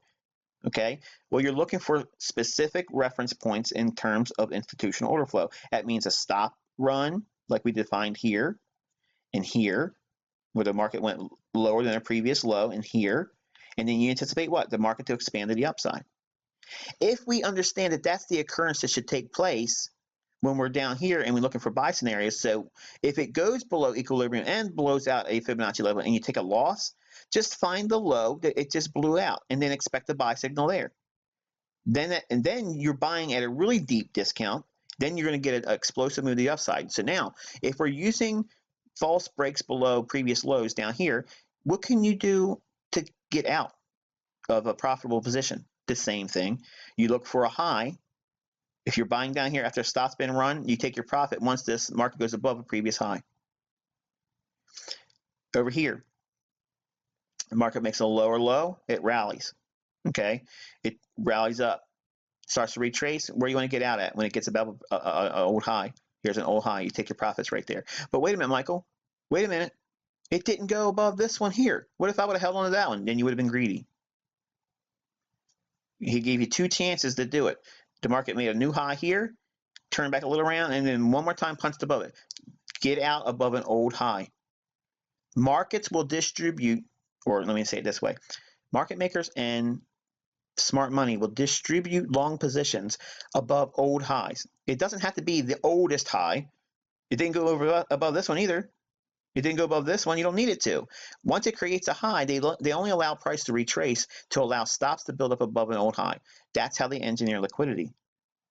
So when the engineered liquidity comes in the marketplace in the form of a buy stop protecting a short position that somebody out there foolishly put in there, then they'll run price above it, hitting those buy stops. Those buy stops become market orders to buy at the market, and they sell to those buy stops their long positions they accumulated back here. That's all institutional order flow is. Understanding the storyline between what the highs and the lows are giving you. If you frame the ranges based on your understanding of what the market should be, bullish or bearish, and that's easy, don't worry about that. We'll get to that. But for now, I'm trying to institute a foundation for looking at price on a higher time frame and then managing your expectations based on what you see on this time frame. And also building the beginning basis to your anticipatory skills for looking for future moves. Wait a minute, Michael. You just form fitted this one. This is probably just only working on this chart here. What happens if you go into an hourly chart? Suddenly it's all going to be different, right? It's going to be different. It's all going to be different. Well, here we have a price leg here. Okay, impulsive price swing. You map that out. Okay. Swing high, fourth candle, doesn't get back down to equilibrium, no problem. We wait for it to do it, it doesn't do it. Makes another leg higher. What happened? We missed it. Don't worry about it. Don't chase it. You know exactly what you're waiting for. Price makes the new higher high. So we have the low to the high. What are we waiting for? Price to get down to equilibrium. Okay, great. But what happens when it gets below that? We're in a discount market. It has to go into the what? 62% retracement level, minimum, right here. It does. Does it stay there long? No way it doesn't stay that long. What happens? The price moves away from it. And then what does it do? Comes back down into equilibrium again and then expands again. And it consolidates a little bit, makes a short-term high. Where do you take your profits at, Michael? Above an old-time short-term high. Boom, it rallies above it, knocks that high out, and it even comes back and clears this one out too, just by a little bit. And then look what happens. It retraces all the way back down to equilibrium again. Does it spend time much there? No. Rallies back up. Where does it go back to? The bottom of this bullish candle, which is a bearish order block, fills it right to the pip. And I'm going to tell you something. I hate this pair. I literally hate this pair with a passion because it's just a sneaky pair like the Japanese yen. And you Swiss folks and Japanese folks, please don't take offense to that. I don't like your currencies, put it that way. The open on that candle is 97.68, and the high on this candle comes in at exactly 97.68. So you take your profits right there. Not at that high. You exit before you get to that. Remember, we always want to get out before we get to the actual price leg. Now, we have another higher high right here. See that? So we're going to wait for price to get down to equilibrium and less. It does it here. Again, 62% retracement level. Should it stay there long? No. Does it? No, it doesn't. It rallies away, retraces back to equilibrium again, and then what do we expect at equilibrium? What did I teach you about the algo? It goes from consolidation, which is always going to be at equilibrium, to expansion. What's it expanding to? To liquidity. Where's the liquidity at? Right here, before it takes off going vertical, where is the liquidity at? It's above this high and above this high here. What is it? Buy stops. Somebody wants to protect a short position. So if they're going to buy down here as smart money, they're going to sell it to who? Somebody that wants to buy it at a higher price. The buy stops here and the buy stops here. Look what happens. It goes up a little bit, small little retracement, and then expands aggressively. What's it going for? The stops right here and then right here. Then once we go above, look what happens. This movement here, what did I teach you? I teach that markets move in intraday price action in grades of 10, here's 10, and 20 pip ranges above a high. That's how far they'll reach for a stop. Boom. There you go. There's your stop run on equal highs. Remember I told you on your charts, mark out areas where there's equal highs. They're too clean. The market's going to want to run there. So anything below 50% is discount, but it can go back to equilibrium and consolidate and then expand. So I'm blending two components, giving you introduction to the interbank algo, where you'll know what the price engines were going to do before they do it. They're going to offer the price higher when it's time to do so, but they're going to have to capitalize discounted markets before it goes higher. It won't just go straight up for no reason. It doesn't operate like that. The market has to come back down to a discount and below equilibrium. Then you get explosive moves. Then it may come back to equilibrium to consolidate and wait for an expansion. Then the expansion comes and you look for the liquidity above the marketplace. So the difference between equilibrium is, yes, it's fair market value at equilibrium. We as traders, we want to trade at discounts. We have to get below equilibrium. When it gets into 62% retracement level or down into 70.5 or even 79% retracement levels, you really need to be considering being interested in being long on those markets when your underlying bullishness is there. Waiting for expansion, blending in all the tools that you'll learn. Look at the low here. Okay, we're below equilibrium. Here's a low. It comes all the way down, hits those right there. What would you expect? Even if you didn't see the Fibonacci, what would you expect? That this is a turtle soup. It's a run on stops. It quickly rejects. Comes back down. What if it's going to go lower, Michael? It shouldn't. Why? Because it already took the stops out. So it's only retracing a little bit. If you took another Fibonacci and you put it on this range, because we're looking at an hourly chart here, this would be a smaller price leg in a lower time frame. Look what it does. It goes right back down into optimal trade entry again, below equilibrium, optimal trade entry. And does it spend lots of time down here? No. It rallies up, hits the 62% retracement level again, and then expands. Boom, takes off. There's no magic in Fibonacci. None. The only thing it helps you do is visually see what equilibrium is in price, and then below equilibrium, where is a good price to enter at a discount. And here's the benefit. If it goes lower than the optimal trade entry between 62 and 79% retracement levels, and your underlying bullishness is there, wait for the turtle soup buy. Boom. It's that easy. It's that easy. And I know you don't believe me. I know you don't believe me. That's the beautiful part about this. And that's why I want you to go into your charts and look for it. If we have a bullish market, okay, and we know that markets are retracing, you won't need to see the Fibonacci. You can just eyeball it. Between this low and this high, midway point's about right here. This market move below that is below equilibrium. It's at a discount. And guess what? It cleared out stops over here. What's it going to do? Rally. It rallies up. Equal lows in here. Too clean. Market drops down. What's it doing? Coming down to equilibrium. Fibonacci levels. Optimal trade entry. I'm not going to put the fib on it. You can do it. From this low to this high. Goes right down into optimal trade entry. Explodes. Why? Because it cleared out the equal lows down here. Boom. Explodes up to the upside. What about this low over here, Michael? Sure. Comes down. Cleans it out. What should happen? It should expand. It's bullish. We're in a discount market. They're only coming down to take the stops below the marketplace out.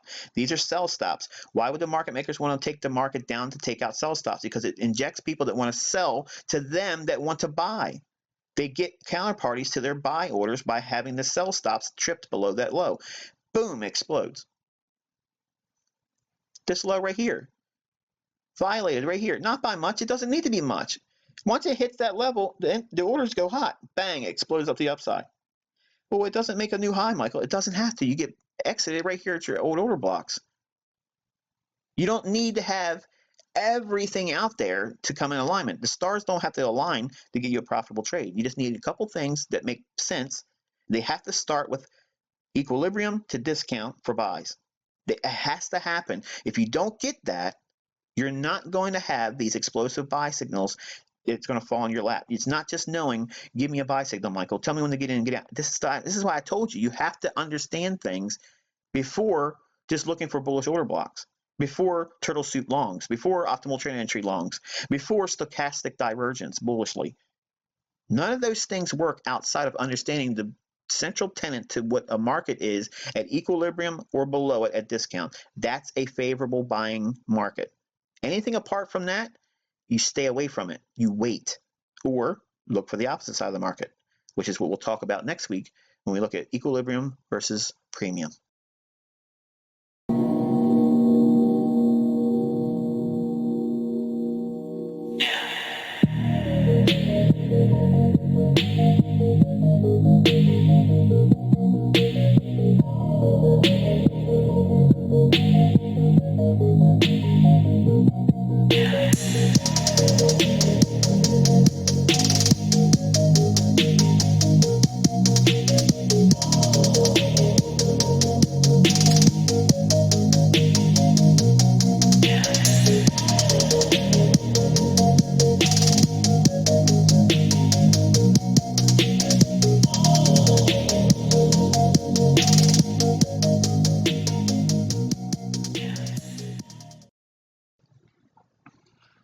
folks, this is ICT with a 5th installment of the 8 in the continuing series for the first month of the ICT mentorship for the month of September.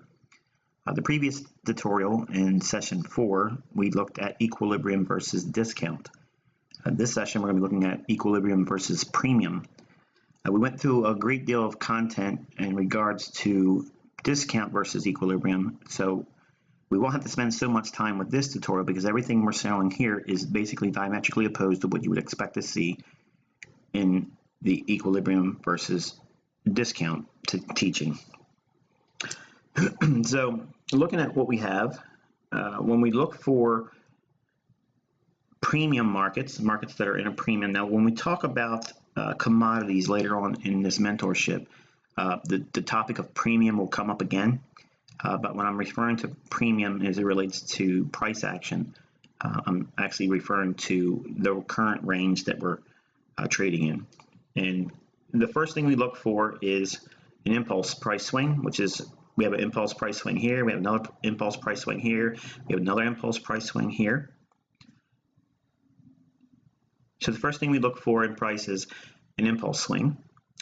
And we see one here, we see another one here, we see another one here, and these 3 price swings actually make up one larger price swing, which is an impulse leg or impulse swing by its own right.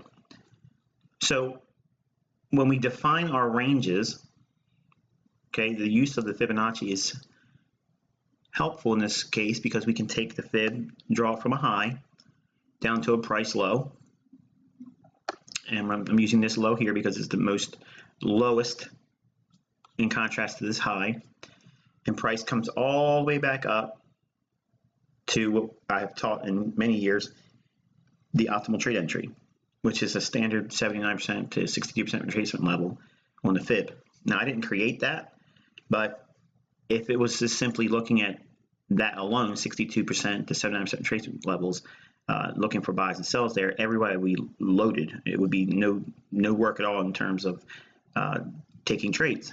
But obviously, you probably learned very quickly, there's much more to it than just pulling a fib over top of price swings. We have in this larger price swing, we have a smaller price swing here, okay? And we have the high down to this low, and the market starts to retrace.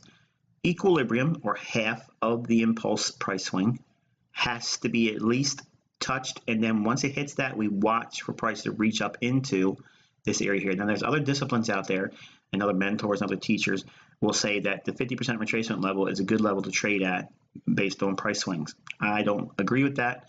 I understand that sometimes it's going to work, but what I want to do is I want to be selling at a market that's at a premium level.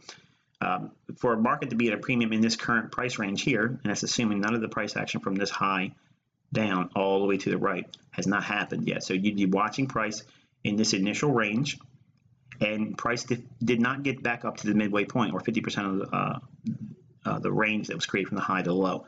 That's all equilibrium is 50% on the fib. That's how I'm describing it. But the concept is you have to see a market price a move above the halfway point. Once it does that, it starts going into what is referred to as a premium market. That means it's at a really high price relative to its current trading range. We don't need overbought and oversold indicators to help us classify an overbought or oversold market. We just simply need to know the current price range we're trading in. And if we get above the 50% level, okay, we start getting into what would be deemed as overbought or at a premium level. On this price swing here, it obviously never gets above the 50%, never even touches it. So it never gives us an opportunity to get short relative to this time frame or this price swing. So there would be nothing to do there. The next price leg here, okay, the same thing from this high to this low. Nothing in terms of that price swing there. It doesn't get back up to the 50% level. But look closer. There's another smaller price swing that has formed right in here. Okay, so we could look at that, measure the high to the low, and the market gets right to a equilibrium, but does not stay above to go to a premium market. It only goes right to the Fibonacci 50 level, or what we deem as equilibrium. So price goes to an equilibrium price point and then immediately sells off. This would be a missed opportunity in regards of looking at equilibrium to premium. The reason why we want to focus primarily on the 62 or 79% retracement levels in that range to be selling short is because the market's going to be really pressed higher and would be really, in terms of overbought and oversold, it would be very overbought, and it would be expecting a willingness to sell softer and go lower. There's going to be times when the market does not give that scenario to you, and you just got to let those particular price swings go without you. The next price swing is this high to this low. Market trades back up to equilibrium here. And move this over so you can see a little bit better. Okay, so market trades back to equilibrium, goes back above it into a premium market, and it goes right on through what would be deemed as an optimal trade entry, okay, or selling at a premium. So here's a wonderful thing about this. You can look at this and say, okay, if I'm measuring this high to this low, and I want to be selling, I'm above equilibrium, I want to get short in this area between 62 and 79% retracement level, okay? You look over here, maybe there's something over here institutionally in terms of a bearish order block or something like that you can define. We're going to say that that's not there. We're going to say that you went short just purely on price action, retracing back into this Fibonacci level here. It comes all the way up and hits you where your stop would be. When you see these conditions where the market trades above equilibrium and goes through the levels of 62 and 79% retracement levels, what that does is it gives you a condition that we saw in the equilibrium to discount. If it takes out a previous low when it's in discount, it's probably going to be a turtle soup buy. In this case, it's going to be a turtle soup sell. It's going to be reaching for stops above the impulse swings high. And you see that here. It goes up, runs out the stops here, and then it goes lower. Where is it going to go? Where do you take profits at? Below lows that's already established in the marketplace here and here. And you see that's exactly what the market does. You can also use, when you're defining your ranges, all price swings from high down to low. Okay, you want to anchor your Fibonacci on. The market goes down from this high all the way down to here, okay, and creates that low. As soon as we start seeing it bounce up, you need 4 candles. Remember, it's the same thing we just saw on the equilibrium to discount teaching. Once you see a swing low form, you're watching that 4th candle to show a willingness to go higher. It does. But then you simply wait. Here's the equilibrium price point, this 50% level in the fib. Price goes through that, so now you're going to be watching it. You want to watch and see if price gets to 62 to 79% retracement levels. It does. And it does it while it's running out that high here. So 2 scenarios. One, you could have used this high down to this low and got a stop out in the initial 62 to 79% retracement levels where we saw earlier, but it ran right through it. If you had not anchored your fib to this high to this low, you would never see this optimal trade entry, okay, or return to a premium to go short. Price is above the equilibrium price point, and it takes out an old high. So we're running stops at an old high, and we're going back into what would be a premium market. We're above the equilibrium price point of the range high and the range low, and we take stops out. That's really, really good in terms of probabilities. And the market goes down and sweeps out a previous low. Remember, when we were looking at the equilibrium to discount, every time we were buying, we were taking profits at above an old high. Okay, so when you see that, all we're seeing is the reverse of that in the equilibrium versus premium market. So we're always looking to sell at a premium. Premium is defined by, it has to be above the equilibrium price point, or 50% level of the Fibonacci, anchored on a swing of clear, discernible price action. In other words, if it looks sloppy, if it doesn't really look like a solid price swing, and obvious price swings are the ones we look at. We're not looking at anything that looks questionable. If it's a pure price swing, we measure it. And this is a high, this is a low, and we went through all the potential stages of all these high to low, high to low, high to low scenarios. Really nice scenario here. Again, taking profits initially below this low here when it would hit that, and then you'd hold out for a potential run for some of your trade to be taken off below this low here. Now, the market goes into another area of premium relative to equilibrium. I'm going to go back to this larger price swing here. This low all the way up to this high. The market goes right into the 79% retracement level, hits it perfectly to the pit, then rolls down. Where do you take your profits at? You're going to be looking to take profits at below this low here, okay, and into the order block down in here, which is what you see right there, okay. You have another range that you can use, this high to this low, okay. Now what's really nice about this is if the market's in a consolidation, this type of trading is your go-to, okay. A long protractionary state in the marketplace where it goes up and down, no real movement higher in one direction or lower in one direction, it just stays in a large consolidation. You want to be trading turtle soups or understanding where premium and discount are.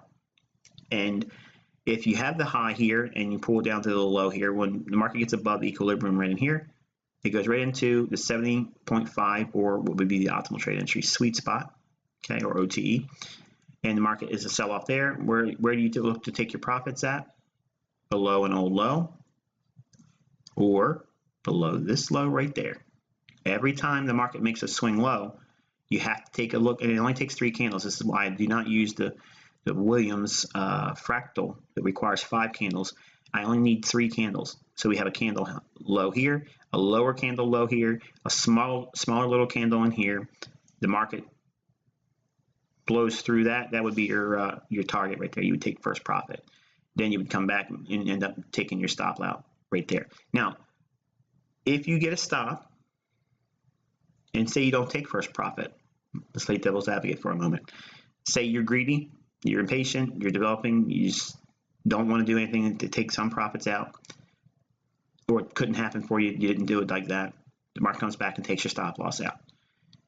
If you see that scenario, okay, you're going to be looking for old highs to be breached while we're above the 50% level. So we're in a deep premium. Okay, so markets are overbought right in here. The market runs through this previous high. So we're in turtle soup scenario. We could be looking for turtle soup sells. Market comes up, starts to come down. One more time, runs through you. Takes your stop out again. This is going to happen in your trading. Do not try to avoid it because it's going to happen. So same scenario. We have an old high, market goes back above it. If it's at a premium and you've defined the range here, you take this scenario as a sell on turtle soup basis. Breach above an old high, sell short, where you're going to take profits at, below the first low, that's here. The next low is right here. Then we have another range created here. So while we're watching this form, as soon as we see a swing low form, this candle here, we know they're probably going to want to run back up into this range here. Now we have a new range. The impulse price swing is this high down to this low. Here's equilibrium. Price expands to equilibrium. Once we start seeing that, we watch. Does it get to 62? It does. The bodies of the candle stop perfectly right there. You could sell short right there. What's nice is you're going to see the bottom of this candle, this up candle. That's a bearish order block, which you'll learn more about. That's a sell by itself. Where you look to take profits at? Below the old low, right in here. Goes right down below that and does what? Trades back up higher. If we use the price swing from that high we just anchored to this low, the same thing occurs here. We have this high all the way down to this price low. Price comes all the way up into the 79% trace level. Above equilibrium, we start watching it. Now we're in an area where the price is going into equilibrium. I'm sorry, from equilibrium up into premium. Okay, premium is above equilibrium in a range that's been defined from high to low. And look what's happening. We're running out an area of stops above an old high. Again, very, very good probabilities for getting short. Take that as a turtle soup inside of a premium-based market, and you can look to take profits on a swing low.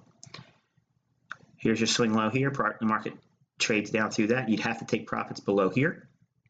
Market trades down into small little consolidation here. And I'm not going to define anything else that's in this chart because I could do all kinds of other things to, it would look like sugar coating, but you'll learn other things to look at, and it has to do with this candle over here. So we'll refer to this candle later on in recapitalized bullish order blocks and bearish order blocks. But the market creates another range, this high down to this low here.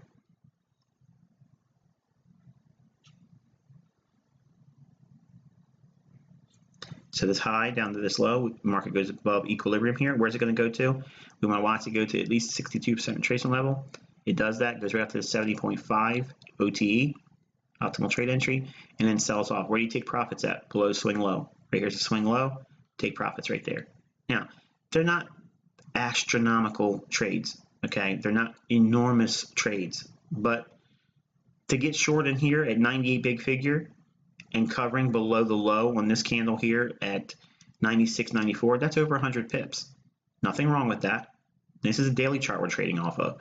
Again, this is helping these folks that cannot be doing day trades, okay? You don't need a great deal of movement on a daily chart to make a decent amount of pips. We're going to go back to this high and use that same old low here, okay? From this high down to this low, if you went short here based on a stop run above here, and we're in a premium, we're above the equilibrium, we've defined our range, we're looking to sell into strength. It's scary when you first start looking at it as a new trader, but that's exactly what you want to be doing as a professional trader. You want to be selling at premium prices. Think about it. You could sell something if you own it. Say you own a car and you want to sell your car. Do you want to sell it at a discount? That doesn't make any sense. You want to sell it at a premium. So professional traders sell their long positions, or they sell new short positions at premium prices. There ain't no better place in the world to sell short or sell longs above an old high, because there's going to be willing buyers right there in the form of buy stops. So when we see this area here, we get short from this area here going short. And if you just took profits once this low formed, that low comes in at 97.39, 97.39, and the open is 97.99. So we're going to say we went short somewhere around the 98 big figure. The low comes in at 97.39. So that means your your limit order to take profits would be below 97.39. So you'd get below here. Say you're aiming for 10 pips below that low, below this low right here. You'd be looking for 97.29, roughly 97.30. That's 70 pips using a setup that's on a daily chart. You're not intraday trading. You're not looking at 5-minute, 15-minute charts. You're not being forced to do what ICT does most of his teachings through intraday trading. But the same concepts appear in these higher time frame charts. So don't discount it that I'm teaching you in a 15-minute basis, because all of the concepts are universal. And I know it's hard for you to understand that as a new trader, because it just seems like I can't be watching that chart, so therefore I can't trade. That's not true. That's not true at all. So by having these ideas of looking at price over the course of a premium market, if we go down to say we go down to an hourly chart. Okay, and what's nice is you don't have to trade with a bias. Most people are always asking me, hey, look, can you give me a way of trading with a daily bias? Give me the trend direction, Michael. I need to know that. Well, you don't really need to know that. You don't need to know it.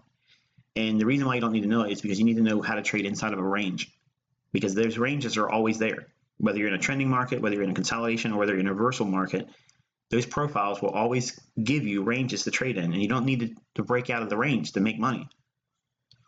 We have a swing high here. Why am I using that swing high, Michael? Not this one here, not this one here, because this is the most recent one prior to this down move. I could use this one here, but I'm going to use this one because it has more price action around it. This high down to the lowest low, okay? Market trades up to the equilibrium in here, okay? Does it get to premium? No, it doesn't get up there yet. It comes down off of this a little bit and then trades right up into 79% retracement level, right in here. Closes in a range, which we'll talk about in the next teaching.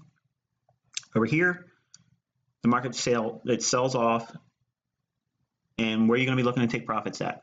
You have a small little swing low here. You have a certain real good swing low here. So if you're getting short up here and on an hourly basis,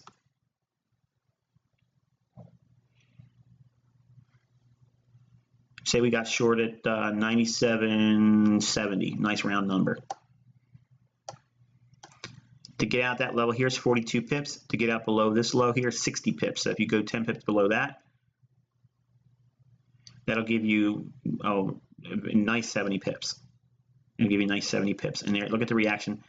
Going 10 pips below here, you have this range low from that high up here where we would have been selling at based on the concepts. Again, it's all hypothetical in hindsight here, but the conceptual idea is the same going forward. Range is 60 pips. 10 pips below it will be 70. You got at least 4 pips below that for spread to take you out, and it absolutely does that. And it doesn't go very much low at all.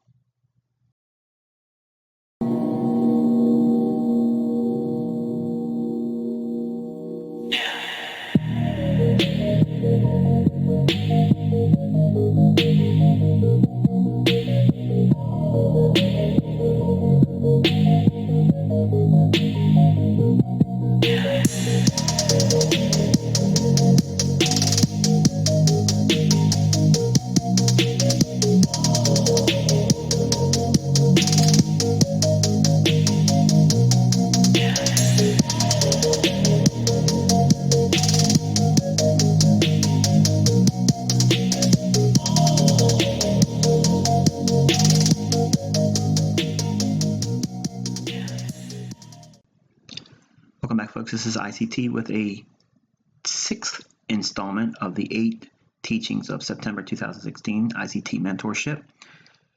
We're going to be specifically dealing with fair valuation in this teaching. And fair valuation comes in the form of 2 perspectives. Fair value in regards to equal distance of a high or low, or what we would call equilibrium, or fair value for the perspective on valuation as regards to market makers.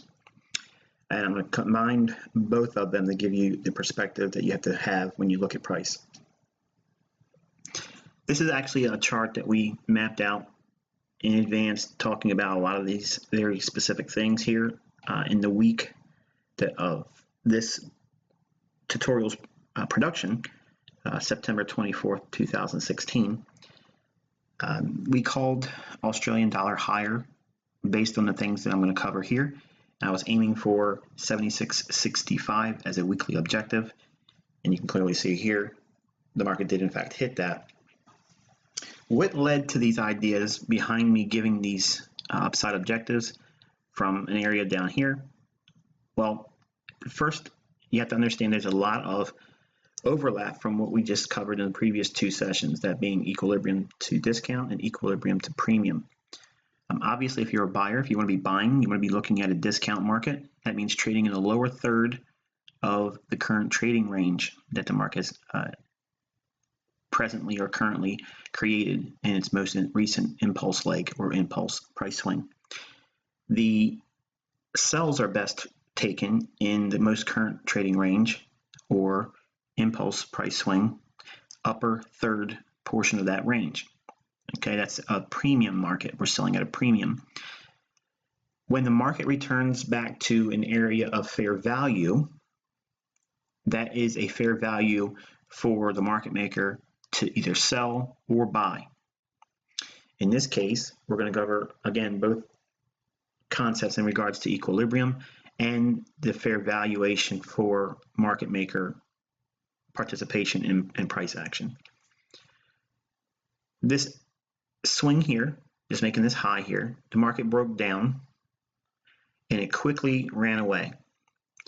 And this is what we call a liquidity void, where the market makes a sudden movement lower and it's large ranges, very little wicks, very quick movement. That is a void. That means the price spent very little time trading at these price levels and it was in a hurry to get down to this area here where it started trading more efficiently back and forth on both sides of the candle and ultimately having a retracement. This range in here, as soon as we see pockets of price action where there's sudden movement lower, just like we saw a quick sudden movement lower here, this up candle at the bottom of that, that's where we start watching and measuring fair value. And the down candle here, very next candle is up candle, so we start looking at the range between this up candle and this up candle. Between those 2 up candles, there's what's referred to as a fair value gap. Okay, a fair value gap. The reason why this is important is because there was no up candle or up movement between the break of that low and the high of this candle here. It was all just straight down movement. So nothing filled in this area. Once price broke this low, it left it open. Basically, it's like a gap. The same thing occurs here when this up candle is broken here on this candle. Once it started breaking lower, there's a gap between this candle's low and this candle body or wick. Okay, so I define it by the body. I like to use those. The range in which it causes this void, okay, when price is below that, this is going to be fair value. Okay, the market's going to want to come back to that because there was very little trading in there. Just like we said, there was a gap because there was no movement up in this area here between this up candle's low and this up candle's high. This area in price action only saw down movement. Didn't have any up candle movement, only down movement. All this down here is down candle price action only, big ranges. So this is a liquidity void. The fact that it creates it in big ranges and speed, that's what defines it. Now, because price moves so quickly in these areas, fair value is established because there's going to be a willingness to want to see price trade back up into these levels in here and close in all this. In other words, there's going to be up movement later on. It won't happen immediately always. Sometimes it takes a little bit of time. Sometimes, depending upon the time frame you're looking at, it may take a great deal of time. But when price starts to move higher, we know that we'll try to trade into this range here and fill that in at a later time. That is where market makers view fair value. Now, equilibrium, or fair value in regards to equidistant range between high and low of a defined high and low range, that being if we have this low here and this high here, if we define that with fib,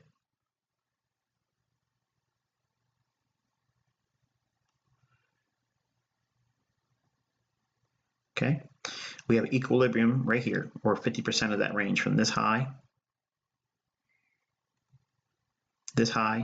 to this low. There's equilibrium. Okay, look how the bodies of the candle stay above that, but we have a lot of work around that equilibrium price point. That in itself is significant because it's showing you that the market ran through a short-term high. Once it ran through it, it came back down, right back to the middle of the range, or fair value, which is equilibrium. At this moment, price could stay in this consolidation for a period of time of any length. We don't know how long price is going to stay in a consolidation. But at equilibrium, you need to refer to where the most recent price swing took place. In other words, if we're at equilibrium here or at fair value, the market can go either way at this price level. The easiest way to determine where its most probable direction is where did market structure break most recently? Did it break a swing high or did it break a swing low most recently?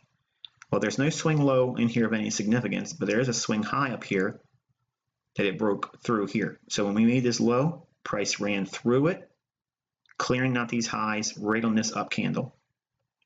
Price come back down into equilibrium. Do we define the range from here to here? As you're looking at price, you always want to get a feel for where you're at in regards to the most current trading range. Also notice that we are in the lower portion of the range defined by this high and this low. So we're in a real low area where it would be deemed oversold.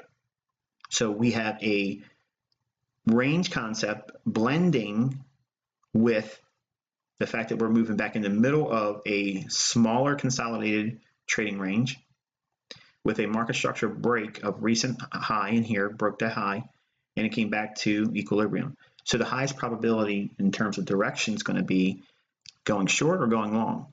Well, obviously it's going to be going long, but the mechanics behind it was that the fact that we broke this swing high, we have this void in here, okay? We had weakness in the dollar, which we're not going to talk so much about correlation between dollar-based analysis, but we're only specifically dealing with price action alone here. But what led to this bullish move in the Aussie dollar this week was the fact that we moved back into fair value or equilibrium. So that way it's fair value for the market makers to build in long positions or build a net long book. That means they're accumulating long positions. The down candle right before this move up through a short-term high, that is a bullish order block. So price comes down into that, hits it. At the same time, it's hitting at equilibrium, and it's deemed fair value. It's fair value because the market traded back down into an area where it wants to be bought again and where it should be expected to see buying pressure come in. We don't want to buy it up here because we've already broke a swing high. What are we doing up there? We would be buying at a premium. That's not what you want to do. So you're going to blend a couple things when you're looking for high probability setups. To get fair valuation, you're going to be looking at the current range from high to low. In this area right here, we're in the lower end of that range. So we have a lot more upside to build in a premium, like we just discussed in the previous tutorial.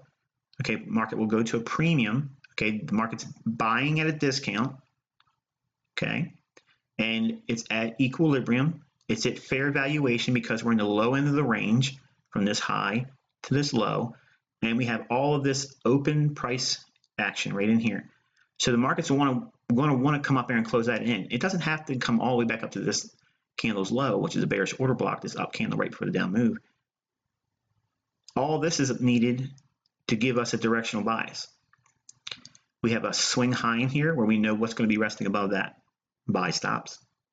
So we know that there is a strong likelihood that because we're in the low end of the total range, which is this low to this high, so this is the parent price swing, this high to this low, we created a short-term low that was higher. We broke through a swing high, came back down into the equal distance of the high to the low, that is equilibrium. We are now at fair valuation. For what? For longs. The market makers can build a net long book at this price level. Now, if they're going to do that, they're going to look for fair value above the marketplace, where they can do what? Sell their positions at a fair value for them. Up here, if traders are buying this chasing price, are they buying at a fair value? No, they're buying at a premium. Remember that we just discussed in regards to equilibrium to premium, the range from this high to this low, we're above 50% level, and here we're in that upper portion of the optimal trade entry, or 62 to 79% trade level. I'll show you what that looks like. The low to the high, 79% retracement level, 70.5, 62% retracement level. So the market goes right up into 79% retracement. So we're in premium here. We're below equilibrium here. So we're at a discount down here relative to the range. Down here, we're at discount, okay, in terms of looking at the low to high. This is where the premium's built in. If we reverse it and look at the range in opposite terms, defining it from low to high, we're below the 79% retracement level, so we're really at a deep discount, really deep discount, because we're below equilibrium relative to the range high and the low. We're even below the 79% retracement level here. So in terms of really being suppressed, in terms of the total range, high to low, we are at a deep discount in the middle of a current small little trading range from this high to this low. So we're at equal distance price measurement of high, middle, low. And at the total end or lower 1/3 of the range of the parent price swing that we see here, right in here, okay? Even if you didn't see this high to low as the parent price swing, this price swing, high to low, still gives you the same context, just in a smaller scale. So you have high to low, we're in the lower 1/3 here, and we're in deep discount. Here's equal distance or equilibrium, We're below it, so we're at discount. So fair valuation for the market makers to build a book long would be so many overlapping factors there. They could be building long positions or accumulating long positions here, looking for what? Liquidity above the marketplace. That means where? Above these highs that initially it just sold off of. Then you have the buy stops above here. So the market runs through that, takes those stops, runs through this short-term high here, and then what does it do? Goes into consolidation. Now, if it's a turtle soup and it wants to go lower after blowing out buy stops, it should go lower quickly. It doesn't do that. It's staying in a sideways consolidation. And in fact, during this week, I actually gave live sessions explaining how this market was pointing to higher prices. It went back into consolidation, which means it's going back into what? It's building equilibrium. Okay, so equilibrium is building again in that small little range. So you define the high and the low right there. And look how much price action spends around the middle point at equilibrium price point. Okay, so it's hanging around fair value. Okay, one spike move lower, doesn't see price go lower any significant, doesn't break the range, then it expands to the upside. Once it expands to the upside, it starts filling in all of this. Again, this is another area of fair value. The market's fair for those long positions for the market maker that have already accumulated longs on. This is a good area in this shaded area. I'm going to extend this out in time over here. All of this is a good place for them to sell the longs that they started accumulating down here. Look how much time they whip back and forth in that range. All these wicks, okay? They're selling all the positions they've accumulated here, and down here on the initial rundown into the support. Once this range is closed in, the next area of concern is just above this short-term high.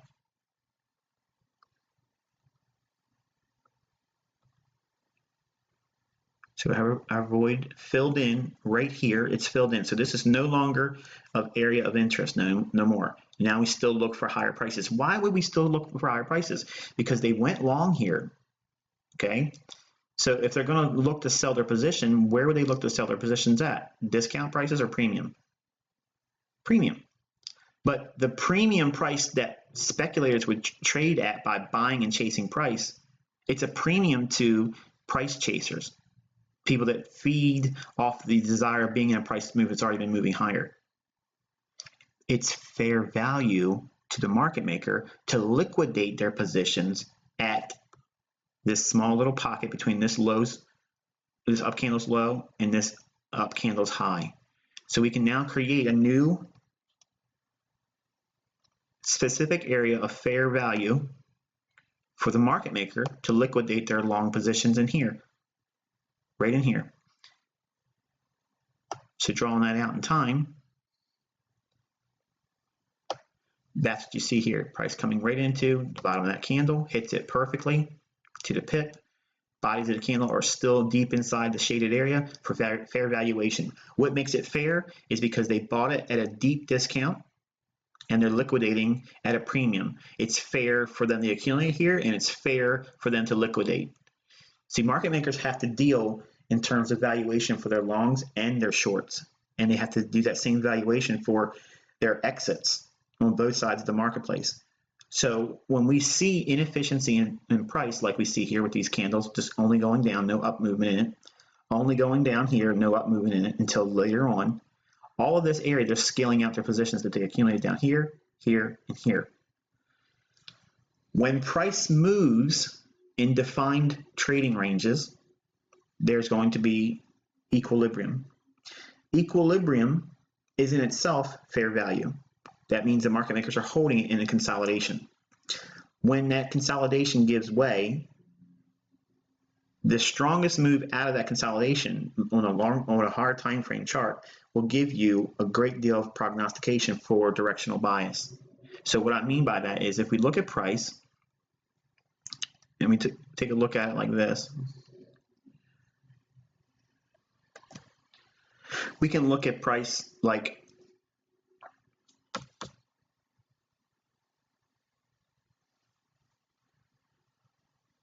from this high down to this low. So we have a range defined there, okay? The market's in this range here, consolidates. It goes right back to equilibrium, hangs around equilibrium, dips down below equilibrium. So even if we're monitoring this range from this high to this low, we're below the equilibrium price point. So are we at a premium right here, or are we at a discount? We're at a discount. Traders on the retail level, they're going to see this as a selling point. They're going to want to get short because they're going to see this high to this low coming up to 62% retracement level. Remember, I said in the last two sessions, it's not enough to simply looking at Fibonacci. You can get tripped up in Fibonacci if you don't understand what price is actually telling you. So getting short here is not what you want to do. Even though you've seen price movement going lower, it's only coming down to an area of fair value for the market makers to accumulate longs in an area of discount. So you're having an overlap of three things. You're looking at total range from this high to this low, or this high to this low. We're in the lower portion, or 1/3 of the range. So we're in high probability for a discount market to be in effect. You're also below the equal price point or equilibrium between the low to this high. So it's consolidating near that, but now it went below it again. So we are in an area where the market makers can buy, especially if you combine that with areas of institutional order flow. So if you're looking to buy, what would you be looking for? An area to run out below the stops. In other words, sell stops below an old low.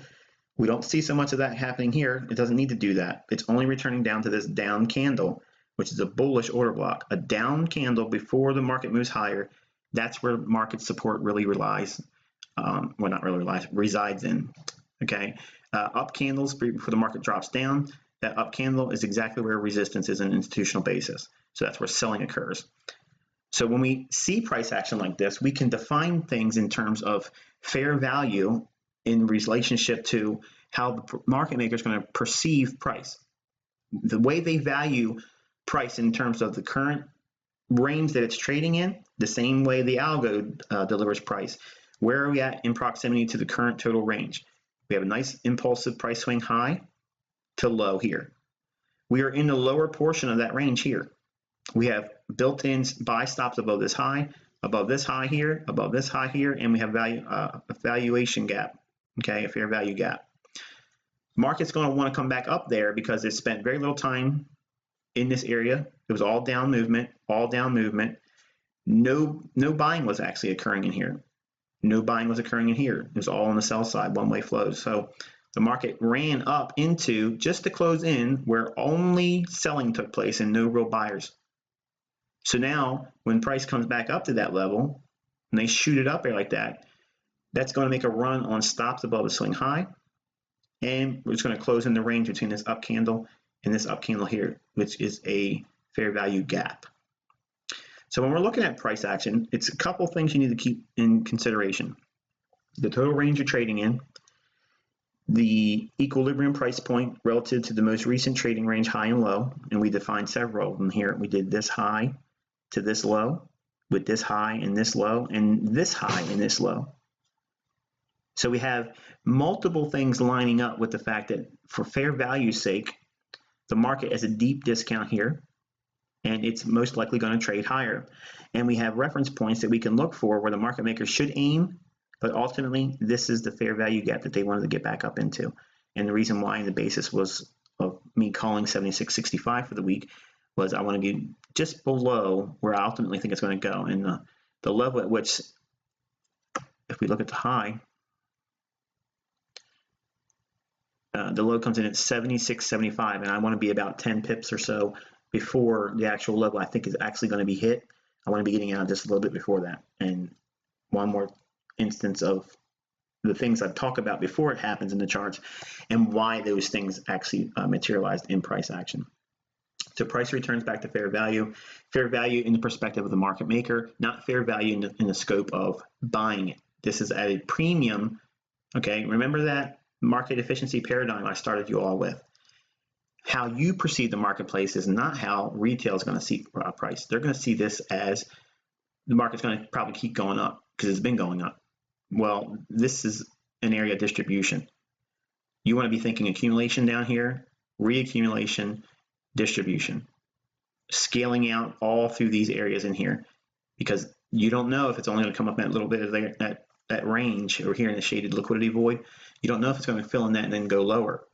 So when you buy things down in here at deep discount, you have to scale some of it out. But the beginning basis points of valuation in terms of the market makers, you have to look at the total range, look at where the market has moved away from quickly in those areas of liquidity voids and liquidity pools above old highs, here and here and here. That is going to be fair value for the market maker to distribute long positions. If we were looking at a sell position or a short position, we would be looking for areas in which where the market in the past has moved up a great deal with speed. And we would be looking for lows where stops would be building up below it, or liquidity pools in the form of sell stops. We would look for the lower end of the most recent range for valuation. So that way you would know by looking at things with that market efficiency paradigm, you're not looking at things like retail. You're looking at it in the scope of, okay, I am a bank. I'm making a book here. Where's the most efficient price levels for me to unload my longs or unload my short positions? We've already mentioned it so far in the teachings just for September. The easiest way to understand institutional order flow from the beginning starting point of it all is understanding that markets move from buy stops and sell stops to buy stops. And it moves from fair value to discount to premium to fair value. It moves back and forth between these three reference points. Are we at a discount? Are we at a premium? Or are we at fair value? All those things combined together, they give you the clues as to what we're seeing in terms of the market makers' action. Are they accumulating? Are they manipulating? Are they distributing? All those factors, we're going to be bringing those closely knit ideas into a more easily understood premise. When we look at price, we'll be able to see these things unfolding in advance, and you'll be able to see what should take place. And it's very encouraging to see your study in these individual components start to flesh out and have a greater understanding about price action. So in closing, fair value is not fair value in the realm of retail. It's in the realm of fair value of liquidating or accumulating from the market maker's perspective. Fair value in discount is fair value for buys, for market maker buying. Fair value in premium is fair value for market maker selling, either establishing new shorts or exiting or scaling out long positions. Discount below equilibrium in the lower ends of the range, that's a discount market. That's an area at which the market makers can buy or look to cover their short positions. Do not look at the marketplace in this retail mindset that we're all trained to do. We have the same well we drink from. It's the same regurgitated stuff, but it's wrong. To understand how these markets are delivered to us in the form of price action, when this price is delivered to us, it's not random. It's very specific of where it wants to go, why it wants to get there. That's what we're giving you in this mentorship. It's very specific, detailed perspectives that are generic. They repeat themselves over and over again, and because they repeat themselves, and because they're the same phenomenon that take place almost on a daily basis, there's nothing for you to fear. If you mess it up and you don't get the trade to pan out right, or if you miss a move, do not worry about it. Wait for the market to give you indications of where fair valuation is. Then you'll be able to anticipate the market maker's next scale in or scale out. It may be the liquidation of a long position that's been underway. That may give you prognostication for a future move. It may be the inception of a new price leg while you're waiting for this area to be retraded to. We'll build on this idea for now, but I want you to think in terms of where are we at relative to the most current range. Are we in the lower end? Are we near the low of that current range? And are we working around an equilibrium price point between a recent high and low? By defining price in current trading ranges like this, you'll be able to see where the market makers will expand the price. So when there's expansion, you know Prior to that expansion, there's been what? It's consolidation. So as you study more examples of when markets are in consolidation, you'll be able to forecast the next movement out of the consolidation. We don't play the breakout game. We anticipate the breakout. We know that the indications through price action will give us clues as to what side of the marketplace is going to break out. And when we get into commodities, we'll have actually a great advantage of that without using open interest. But for Forex, you don't need it so much. You can still see it in institutional order flow. So I'm going to close this teaching here with the promise that we're going to come back at the end of this series of 8 sessions. In your notes that will accompany your month's summary, you'll have great detail of specific notes and things that you need to be aware of as it relates to fair valuation, liquidity pools, voids, liquidity gaps, all those things. We'll be building more foundation on that. And in month 2, we'll actually go into how to find these things, not just giving you one chart's perspective and basically trying to teach the whole thing in one chart. It can't be done. So you need examples of it. You need to see it called for in advance, like we did this week. Not so much why into this great detail, but I gave you the areas of which price should reach for. And we talked about the area here. We talked about this void here. And now, obviously, we don't even need to talk about the highs because we understand that that's where the buy stops are going to reside. So think in terms of fair value for the market maker. If they're going to go higher, where's it a fair value for them to exit their longs? Okay, it's a fair value for them to do so. They do not want to liquidate their longs at a discount or on retracements going lower. You look for expansions on the upside. When they expand, when price expands, they should be reaching into an area of fair value for price to be liquidating smart money longs. That's the only reason why markets go up. That's the only reason why price is allowed to be delivered at higher prices, because the market makers, the banks, have books on their books that are net long, and it's in their interest to see price higher. It doesn't matter how many of us buy, the price is going to be set by the bank, and they're going to do things to line their own pockets and not yours. So it takes a perspective shift, and it gets back to that market efficiency paradigm I started you with in this mentorship, that you have to view things from the smart money's perspective, not what retail should be doing or what retail is doing. If you do that, you're gonna miss the actual clarity that comes through looking at price action. Studying it through a contrarian perspective, saying, okay, this is what the retail minds should be thinking now. And by contrasting that with what you see in the charts for fair value, liquidity gaps, liquidity voids, liquidity pools, all these things, the market's going to seek that liquidity and run against the less informed crowd's opinion. So with that, I'm going to close and wish you good luck and good trading.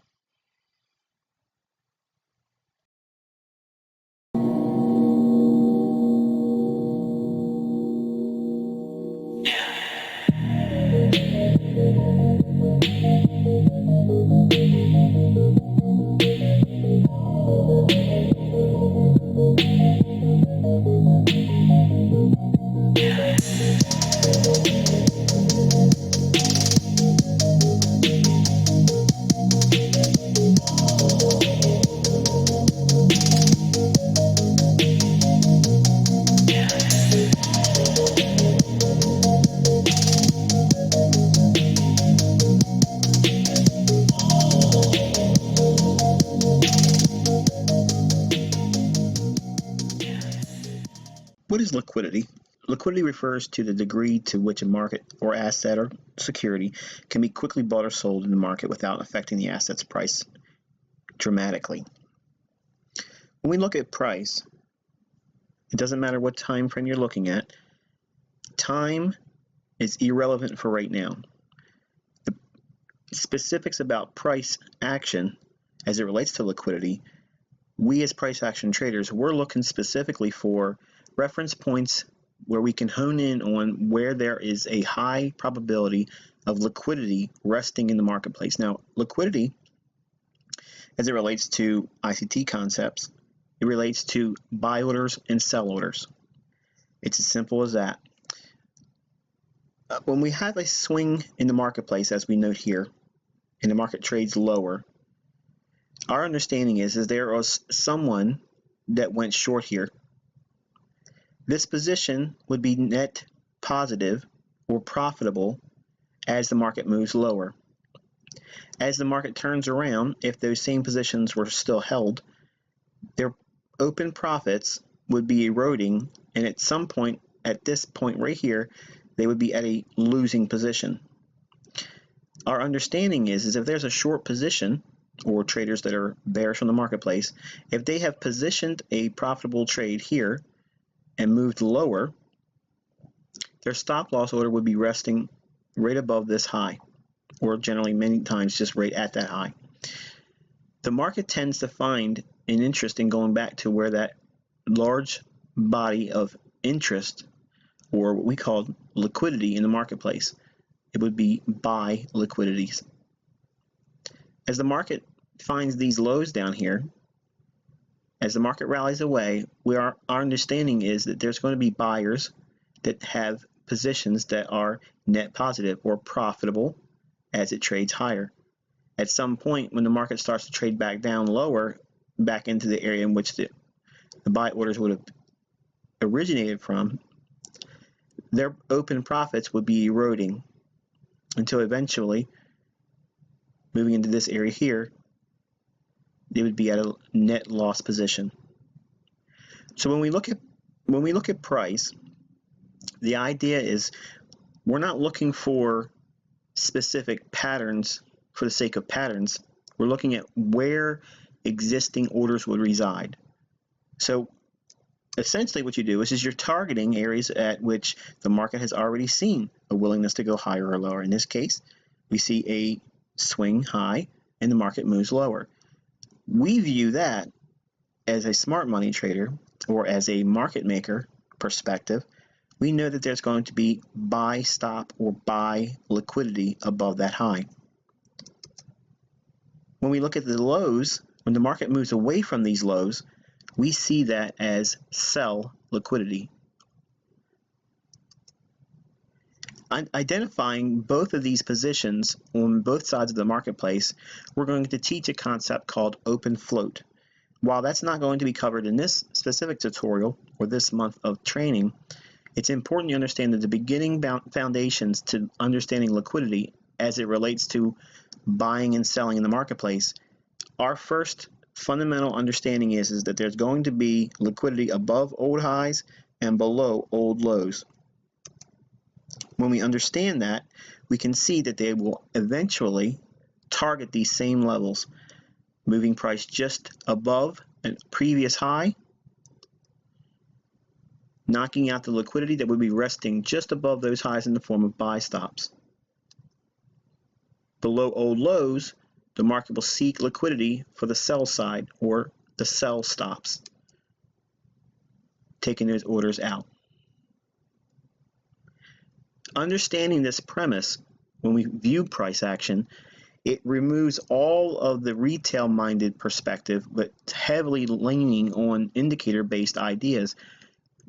When we adopt these principles with study of price, it gives us the most truest, purest view of how price is delivered. We have no confidence or direct relationship to our directional bias on price relative to anything except for price itself. If the market's moved from an old high, we know that there's going to be liquidity resting above that old high. If the market's moved from an old low, we know there's going to be resting liquidity below those lows. It's just that simple.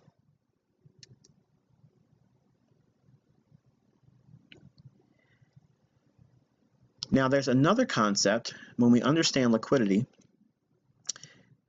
The market has a tendency to run out old highs and old lows, but it has a very difficult time to do that when the market has conditions like this. When the market moves higher, okay, generally we can see a move higher and then it moves lower here. Now, in the context of this entire move lower, there's a lot of peaks and troughs here, a lot of peaks and troughs.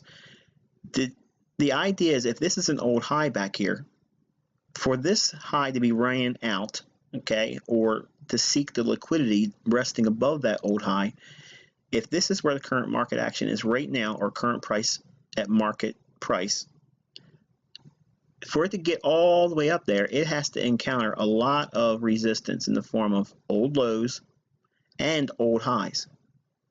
So you have the old lows acting as standard resistance. Then you have the old highs acting as buy stop liquidity. So even if the market's going to go up, if the market's going to seek the liquidity above this high, how do we know it's going to stop there? It could go another level higher for these buy stops, and it could reach for this level of buy stops, and then maybe this buy stop level here. In the direction to run all these buy stops, it's got to go through a lot of resistance in the form of these old lows just to get back up to this old high. When the market presents these opportunities, and again, this is not specific to any time frame, it's universal, but when we see the market give this very thick area of resistance, okay, there's a lot of price action that the market has to trade through to get back to an old high of significance. We view this as a high resistance liquidity run. The market's going to have a very hard time getting through all of these previous lows and previous highs just to run out the liquidity that will be resting above this old high. When we trade, we are not looking for these opportunities. While there are opportunities to trade with this in mind in other later teachings, it's important to understand that this is the least probable trading condition to look for longs, because you have so many levels of resistance and old highs to encounter before you get back to the old significant high. We understand that the market has been presenting lower lows and lower highs, and somebody in this market is obviously would be being profitable. Those individuals with stops above this old high in the form of a fund, they're actually very highly defended because of this type of price action. So it's going to take a very sharp economic market release, the data, kind of like non-farm payroll or FOMC. That type of event will knock through all of these levels of resistance to run out that liquidity. But generally, without that type of influence or injection of volatility, these old highs generally are well defended.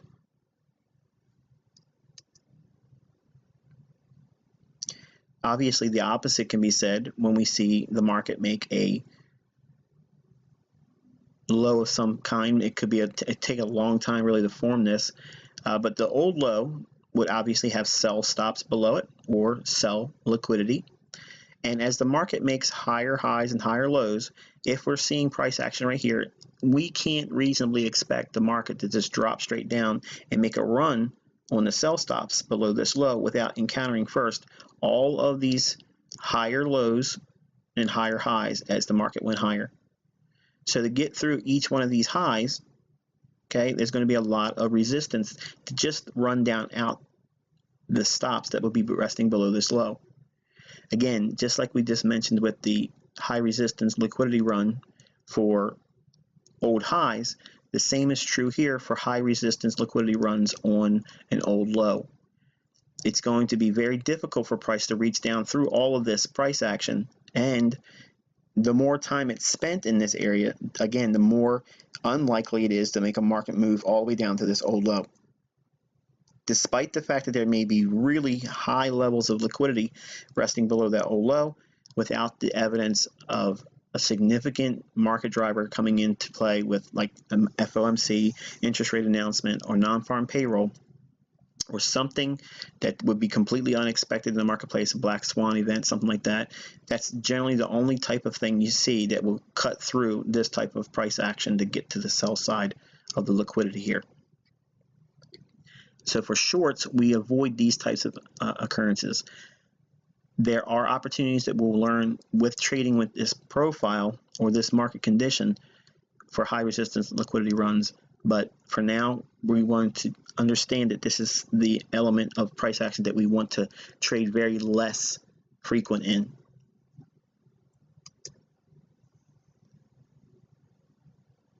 Now, obviously, there's going to be times when the market really provides us an opportunistic time to take action in the market and trade with price action and have very little resistance in our trades. And obviously that comes by way of trading in low resistance liquidity runs. A low resistance liquidity run would be in the form of something similar to this.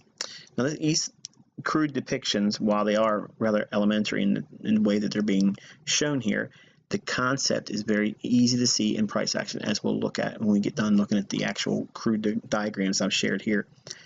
If we see the market come off of an old high, okay, and it comes down rather quickly, if there is a very sharp or one-way type direction, very little retracements of any kind, when we see this, okay, once that market breaks below an old low, from that point at which it breaks the old low until it gets through a short-term high, in other words, the market comes down, makes a low here, starts to trade off, comes down, makes a higher low.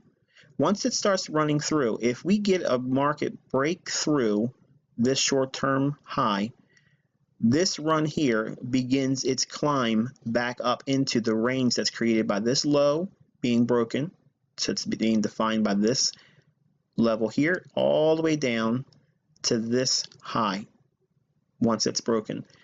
This area of price action is deemed low resistance. Now, every time that a new short-term high is formed, before this low is retraded to or retested as resistance, every time there's a new short-term high, what's going to form above that short-term high? It's going to have buy stop liquidity. So buy side liquidity is going to be above these old highs.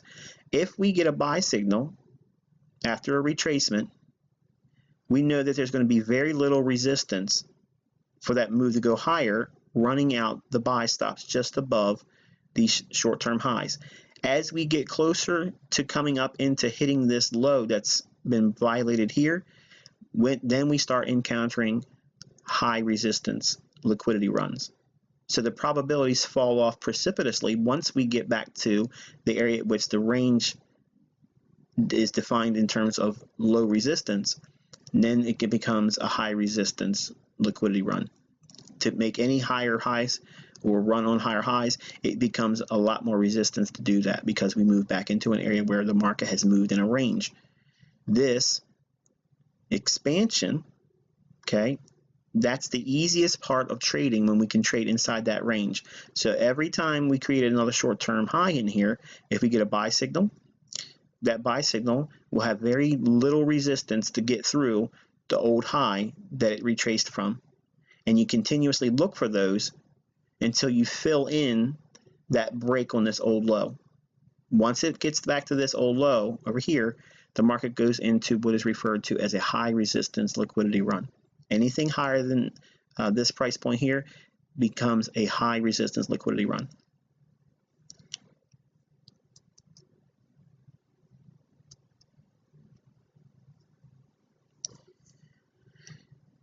Much like everything else I've always taught, everything I teach one-sided obviously is easily communicated by using the reverse of it or just turning it upside down. This is a sell side of the marketplace low resistance liquidity run. We have a consolidation in here. The market expands, goes into expansion. It breaks above a short-term high. So at the moment the short-term high is broken here, market structure is bullish, and then we go into a real quick run up. The market will create a high, start to break down, and once the market starts trading below an old low, the market will have a very easy time trading back down into the point at which the short-term high was broken on the upside. So all this one-way direction price action, where all of it looks just one-sided for buys only, very little retracements, this is the easiest time to trade in the marketplace, right in here. It's defined by the short-term high that's broken on the upside here. That's where you would begin your point at which it's deemed a low resistance liquidity run. So you're focusing primarily on selling short. Every retracement is going to find very little resistance going lower to run out the previous low. There's going to be what resting below these lows? Sell stop liquidity. So the market goes lower, breaks below this short-term low here, expands, has a small little retracement. What's going to be forming below this short-term low? Bottom chasers, folks that want to be long. But we understand that the market has broken an old high here and had real quick sudden price action, very little retracements. So we have very little resistance on the downside getting back to that point at which market structure broke. So between this point here and where the market breaks down this low here, this is the easiest area to trade in price action because you have very little resistance allowing price to just cut through all that. But you're waiting for a short-term low to form, and every time a short-term low forms, there's going to be sell stop liquidity resting below those lows. Okay, so let's take a look at more examples of a high resistance liquidity run and a low resistance liquidity run, and what makes those two types of liquidity runs different. We have an old high back here, noted here, and the market starts to move lower. And we showed this example of price action here with this old high, violating this old high here, selling off, these old lows being violated here. And the market starts to rally up. Notice there was very little resistance in the marketplace when this high eventually traded lower, taking out the liquidity resting below these lows here. This run from this high, taking out these lows, is referred to as a low resistance liquidity run, because we have a longer term high to the left of us and the market has shown a willingness to take out a low, and then we came back above, cleared out a stop above the high, retraced, had an unwillingness to go above this up candle here. So institutional order flow, as you'll learn more about throughout this entire mentorship, moves back to bearish and expands to the downside. It expands down to the downside to run out these stops below these lows. The market rallies up again and fails to get above this swing high. This run higher is a high resistance liquidity run. The fact that it's going to have very difficult time getting above this high is because we've already priced in a longer term high, an intermediate term high, and this high is going to have a very hard time struggling to get through this high. It's going to have a very difficult time getting through it. So this rally up, if we were buying long here, we know that there's going to be a high probability that this is not going to be ran out. The high is going to be intact. It's going to be defended. And the higher high over here will be defended. So when price goes back up into this high, this actually becomes a low resistance liquidity run to see price come all the way back down to take out this low here. The fact that we keep this old high in place and every low that forms has very little resistance as each time it goes through, it's like a hot knife through butter. Very little resistance. Every time a low is formed, price goes through those lows. This equal lows here, price trades through those. This short-term low here, price trades through it. These short-term lows here, price trades through it. So the bias is bearish. So you want to be focusing primarily on a market rally to take out short-term lows or intermediate-term lows. The difference between that is every rally is going to be viewed as a high resistance liquidity run. It's going to have a very difficult time getting above the previous highs. Sometimes it will happen, but generally you're going to find that it's going to have a very difficult time doing that. But because that's built into price action, having a high resistance liquidity run here, it turns into a low resistance liquidity run for you to see a move below the short-term lows. Every short-term low is an opportunity to seek liquidity or the market to expand down after a retracement up to take out the stops that rest below the marketplace at every old low. Every single low that you see in price, once we identify where the market is in terms of high resistance or low resistance liquidity, we can find old lows to the left. The market respects it here, comes back, but then now we have a lot of liquidity resting below this low here and this low here, and the market runs right through it. Small little retracement. There's more liquidity below this low here, so it's going to expand down through it. We have old lows back here. So the market's going to do what? It's going to retrace a little bit and then do what? Expand down to take out those stops below this old low over here. The same thing is seen when the market finds a low in the market. The market creates a small low consolidation, makes a long-term low, rallies up, retraces, moves into consolidation, rallies through again. So now we have a lot of price action here. So this old low is going to be well defended. The fact that we have a retracement going lower each time, every time the market retraces, that's going to be in the form of a high resistance liquidity run. It's going to find very stiff resistance with violating old lows. The old lows are going to be actually defended, and you're going to see buying coming in the marketplace. Your focus is going to be primarily on the highs. Every short-term high is going to have very easy runs through them. That forms a low resistance liquidity run. The resistance levels are going to be very weak. The support or lows are going to be very strong because the market's going to be capitalizing only on the buy side. Just the reverse of what we saw over here on the sell side, everything's going to be supporting bearish prices. So every retracement higher sets up another price leg to go lower, aiming for the lows to be violated.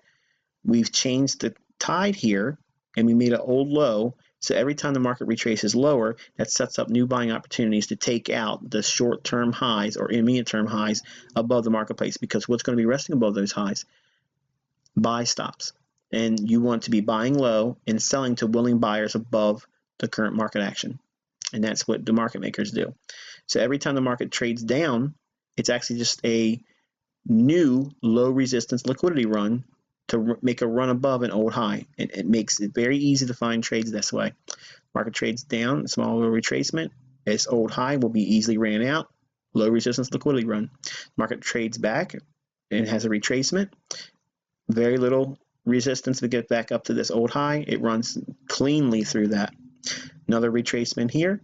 The liquidity is going to be resting above this old high. And eventually the market expands through it as well.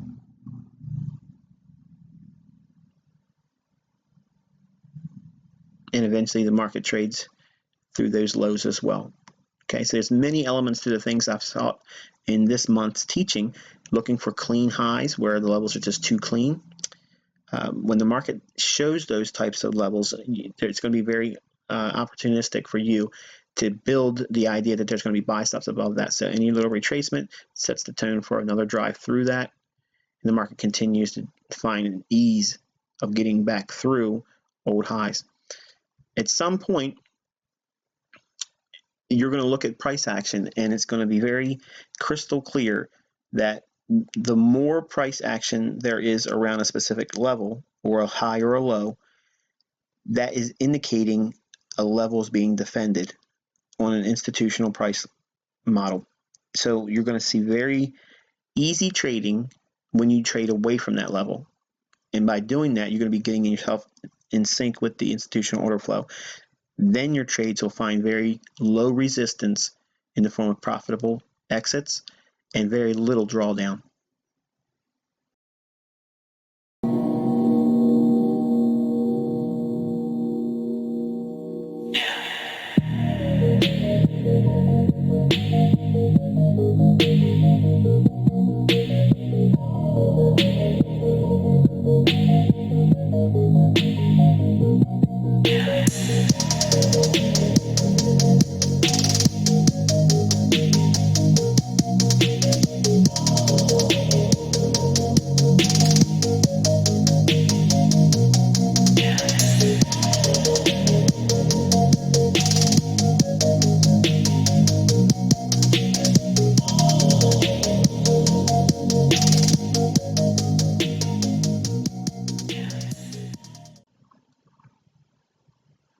Okay, folks, we're going to be looking at impulse price swings and market protraction. Very similar ideas, but uniquely different. I'm going to first talk about impulse price swings. An impulse price swing would be something like this. Okay, so we have an impulse price swing down. Then we have another impulse price swing higher. Then we have another impulse price swing lower. And another impulse swing higher, followed by an impulse swing lower, and a higher swing of impulse movement higher. Then we have another impulse swing lower, followed by another impulse swing higher, followed by an impulse swing lower, another impulse swing higher, and ultimately another impulse swing lower. So we have price swings moving from high down to a low, to another high, down to another low, to a high, to a low, to another high, making another low, up to a high, down to a low, up to a high, down to a low. When you look at price action, you need to be thinking in terms of impulse price swings, because inside the impulse price swings, it's going to give you a lot of detail. Now, there are smaller, more specific impulse price swings that have a lot more influence over the marketplace in the form of a manipulative move or market making manipulation. So let's take all this off and focus primarily on protraction now. If we look at the market with the similar ideas we just illustrated with every impulsive price swing, and then we add to it time of day. By holding down Control and tapping Y on your keyboard, you'll add the vertical delineations for 0 GMT. So 0 GMT, vertical line to another day divider, basically. When we see this, okay, then we can look at time-sensitive impulse price swings, which is market protraction. Market protraction is time sensitive. It's an impulse price swing that is highly sensitive to a time of day. There are 3 primary protractionary market moves every 24 hours. The first one is right at 0 GMT. You'll see one little movement away or lower, in other words, up or down, right at that delineation in time. You see one here, it trades down away from it, then moves higher. We see this one here, trades down, then moves higher. You see this one here, trades higher. This one here, it trades higher. And that's all we're going to look at for that Asian session. I don't believe Asia is that influential initially. The other market protractionary state is in London. Now we can take the Control Y feature off and just focus on the vertical lines here delineating midnight New York. Initially, right after midnight New York, on this day, we have a market move higher. This market move here is a protractionary market phase where the market trades up initially at a specific time of day. So there's an impulse price swing here, but its design is to fake out the individuals that chase that initial move after midnight. The second impulsive price swing starts in New York. We delineate 7 o'clock in the morning, and we anticipate if the market has moved lower in London, we're going to be looking for a retracement higher. That impulsive price move higher is market protraction. It's designed and intended for manipulation only. It's to get traders to think that the market's making a low in this case. It rallies up and then trades down ultimately. Here again, here's New York time. New York session opening. Market goes into another protractionary market state right after the 7 o'clock hour, going into New York open. Small little retracement, and then market trades lower. Again, 7 o'clock in the morning, the market goes into a small impulse price swing higher. This is market protraction. Its intent is for manipulation. It's counter direction. In other words, if this move occurs at this time of day, if it goes higher, we think the opposite direction. If it goes lower, we think the opposite direction. So if it initially moves higher and the market's been going lower, we see that as manipulation or market protraction. The market's going to seek to draw in participants on the wrong side of the marketplace or reach for liquidity. It has to happen after 7 o'clock in the morning. It has to happen after 7 o'clock in the morning. And it has to happen after 7 o'clock in the morning. The other one is in the London session, obviously. And that's after 4 GMT on the Forex Ltd demo account.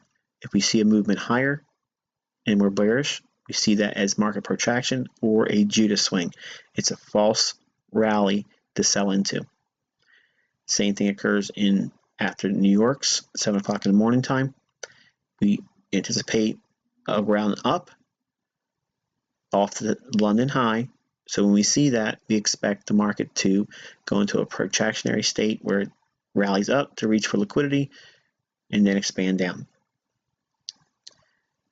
This day here, market drops initially, right from the midnight candle, drops lower, then rallies up.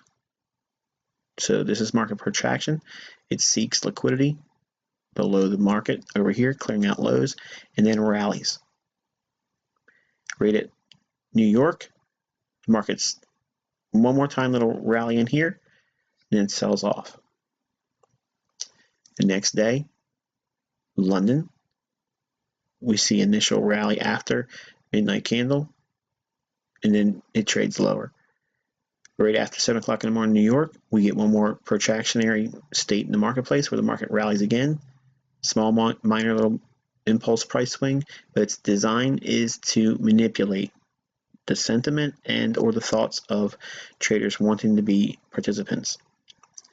This would look like a low, and this run up here would entice buyers in the New York session, and then they reverse it. Having these things in mind,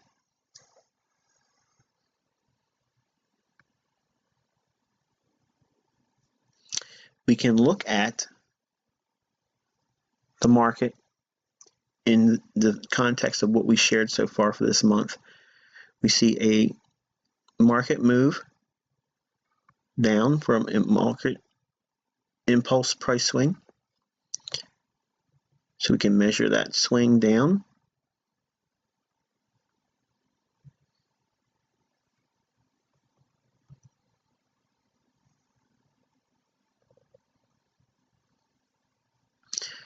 From the high, we can use this one.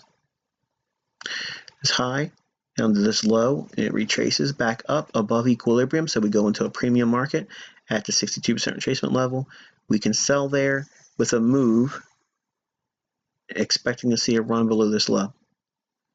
Market goes into protractionary phase after an impulse price swing. We can be a seller reaching for liquidity below the lows. And looking over here in previous days, we can find an old low back here as well, and market trades down into that level.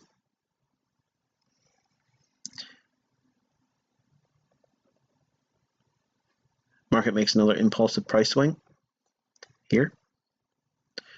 In this context, the market rallies up with another move higher. In the next London session, it's a Judas swing lower or market protractionary phase. Faking traders out thinking it's going to drop initially, and it rallies up. And it rallies up into the New York session, right into a premium market. So we're blending impulse price swings and then time of day.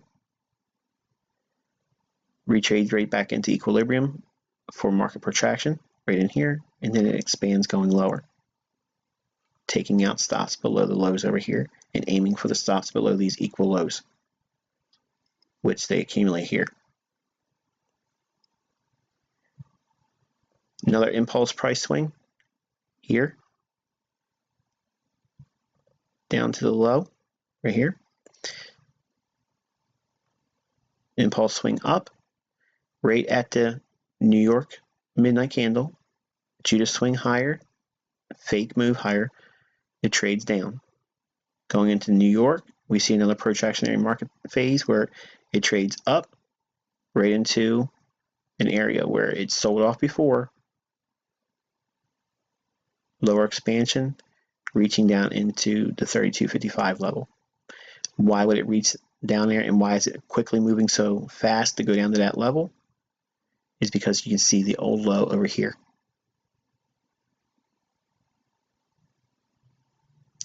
The difference in determining impulse price swings and in market protraction is the fact that there is a time element applied to the small impulse swing after midnight New York time, after 7 a.m.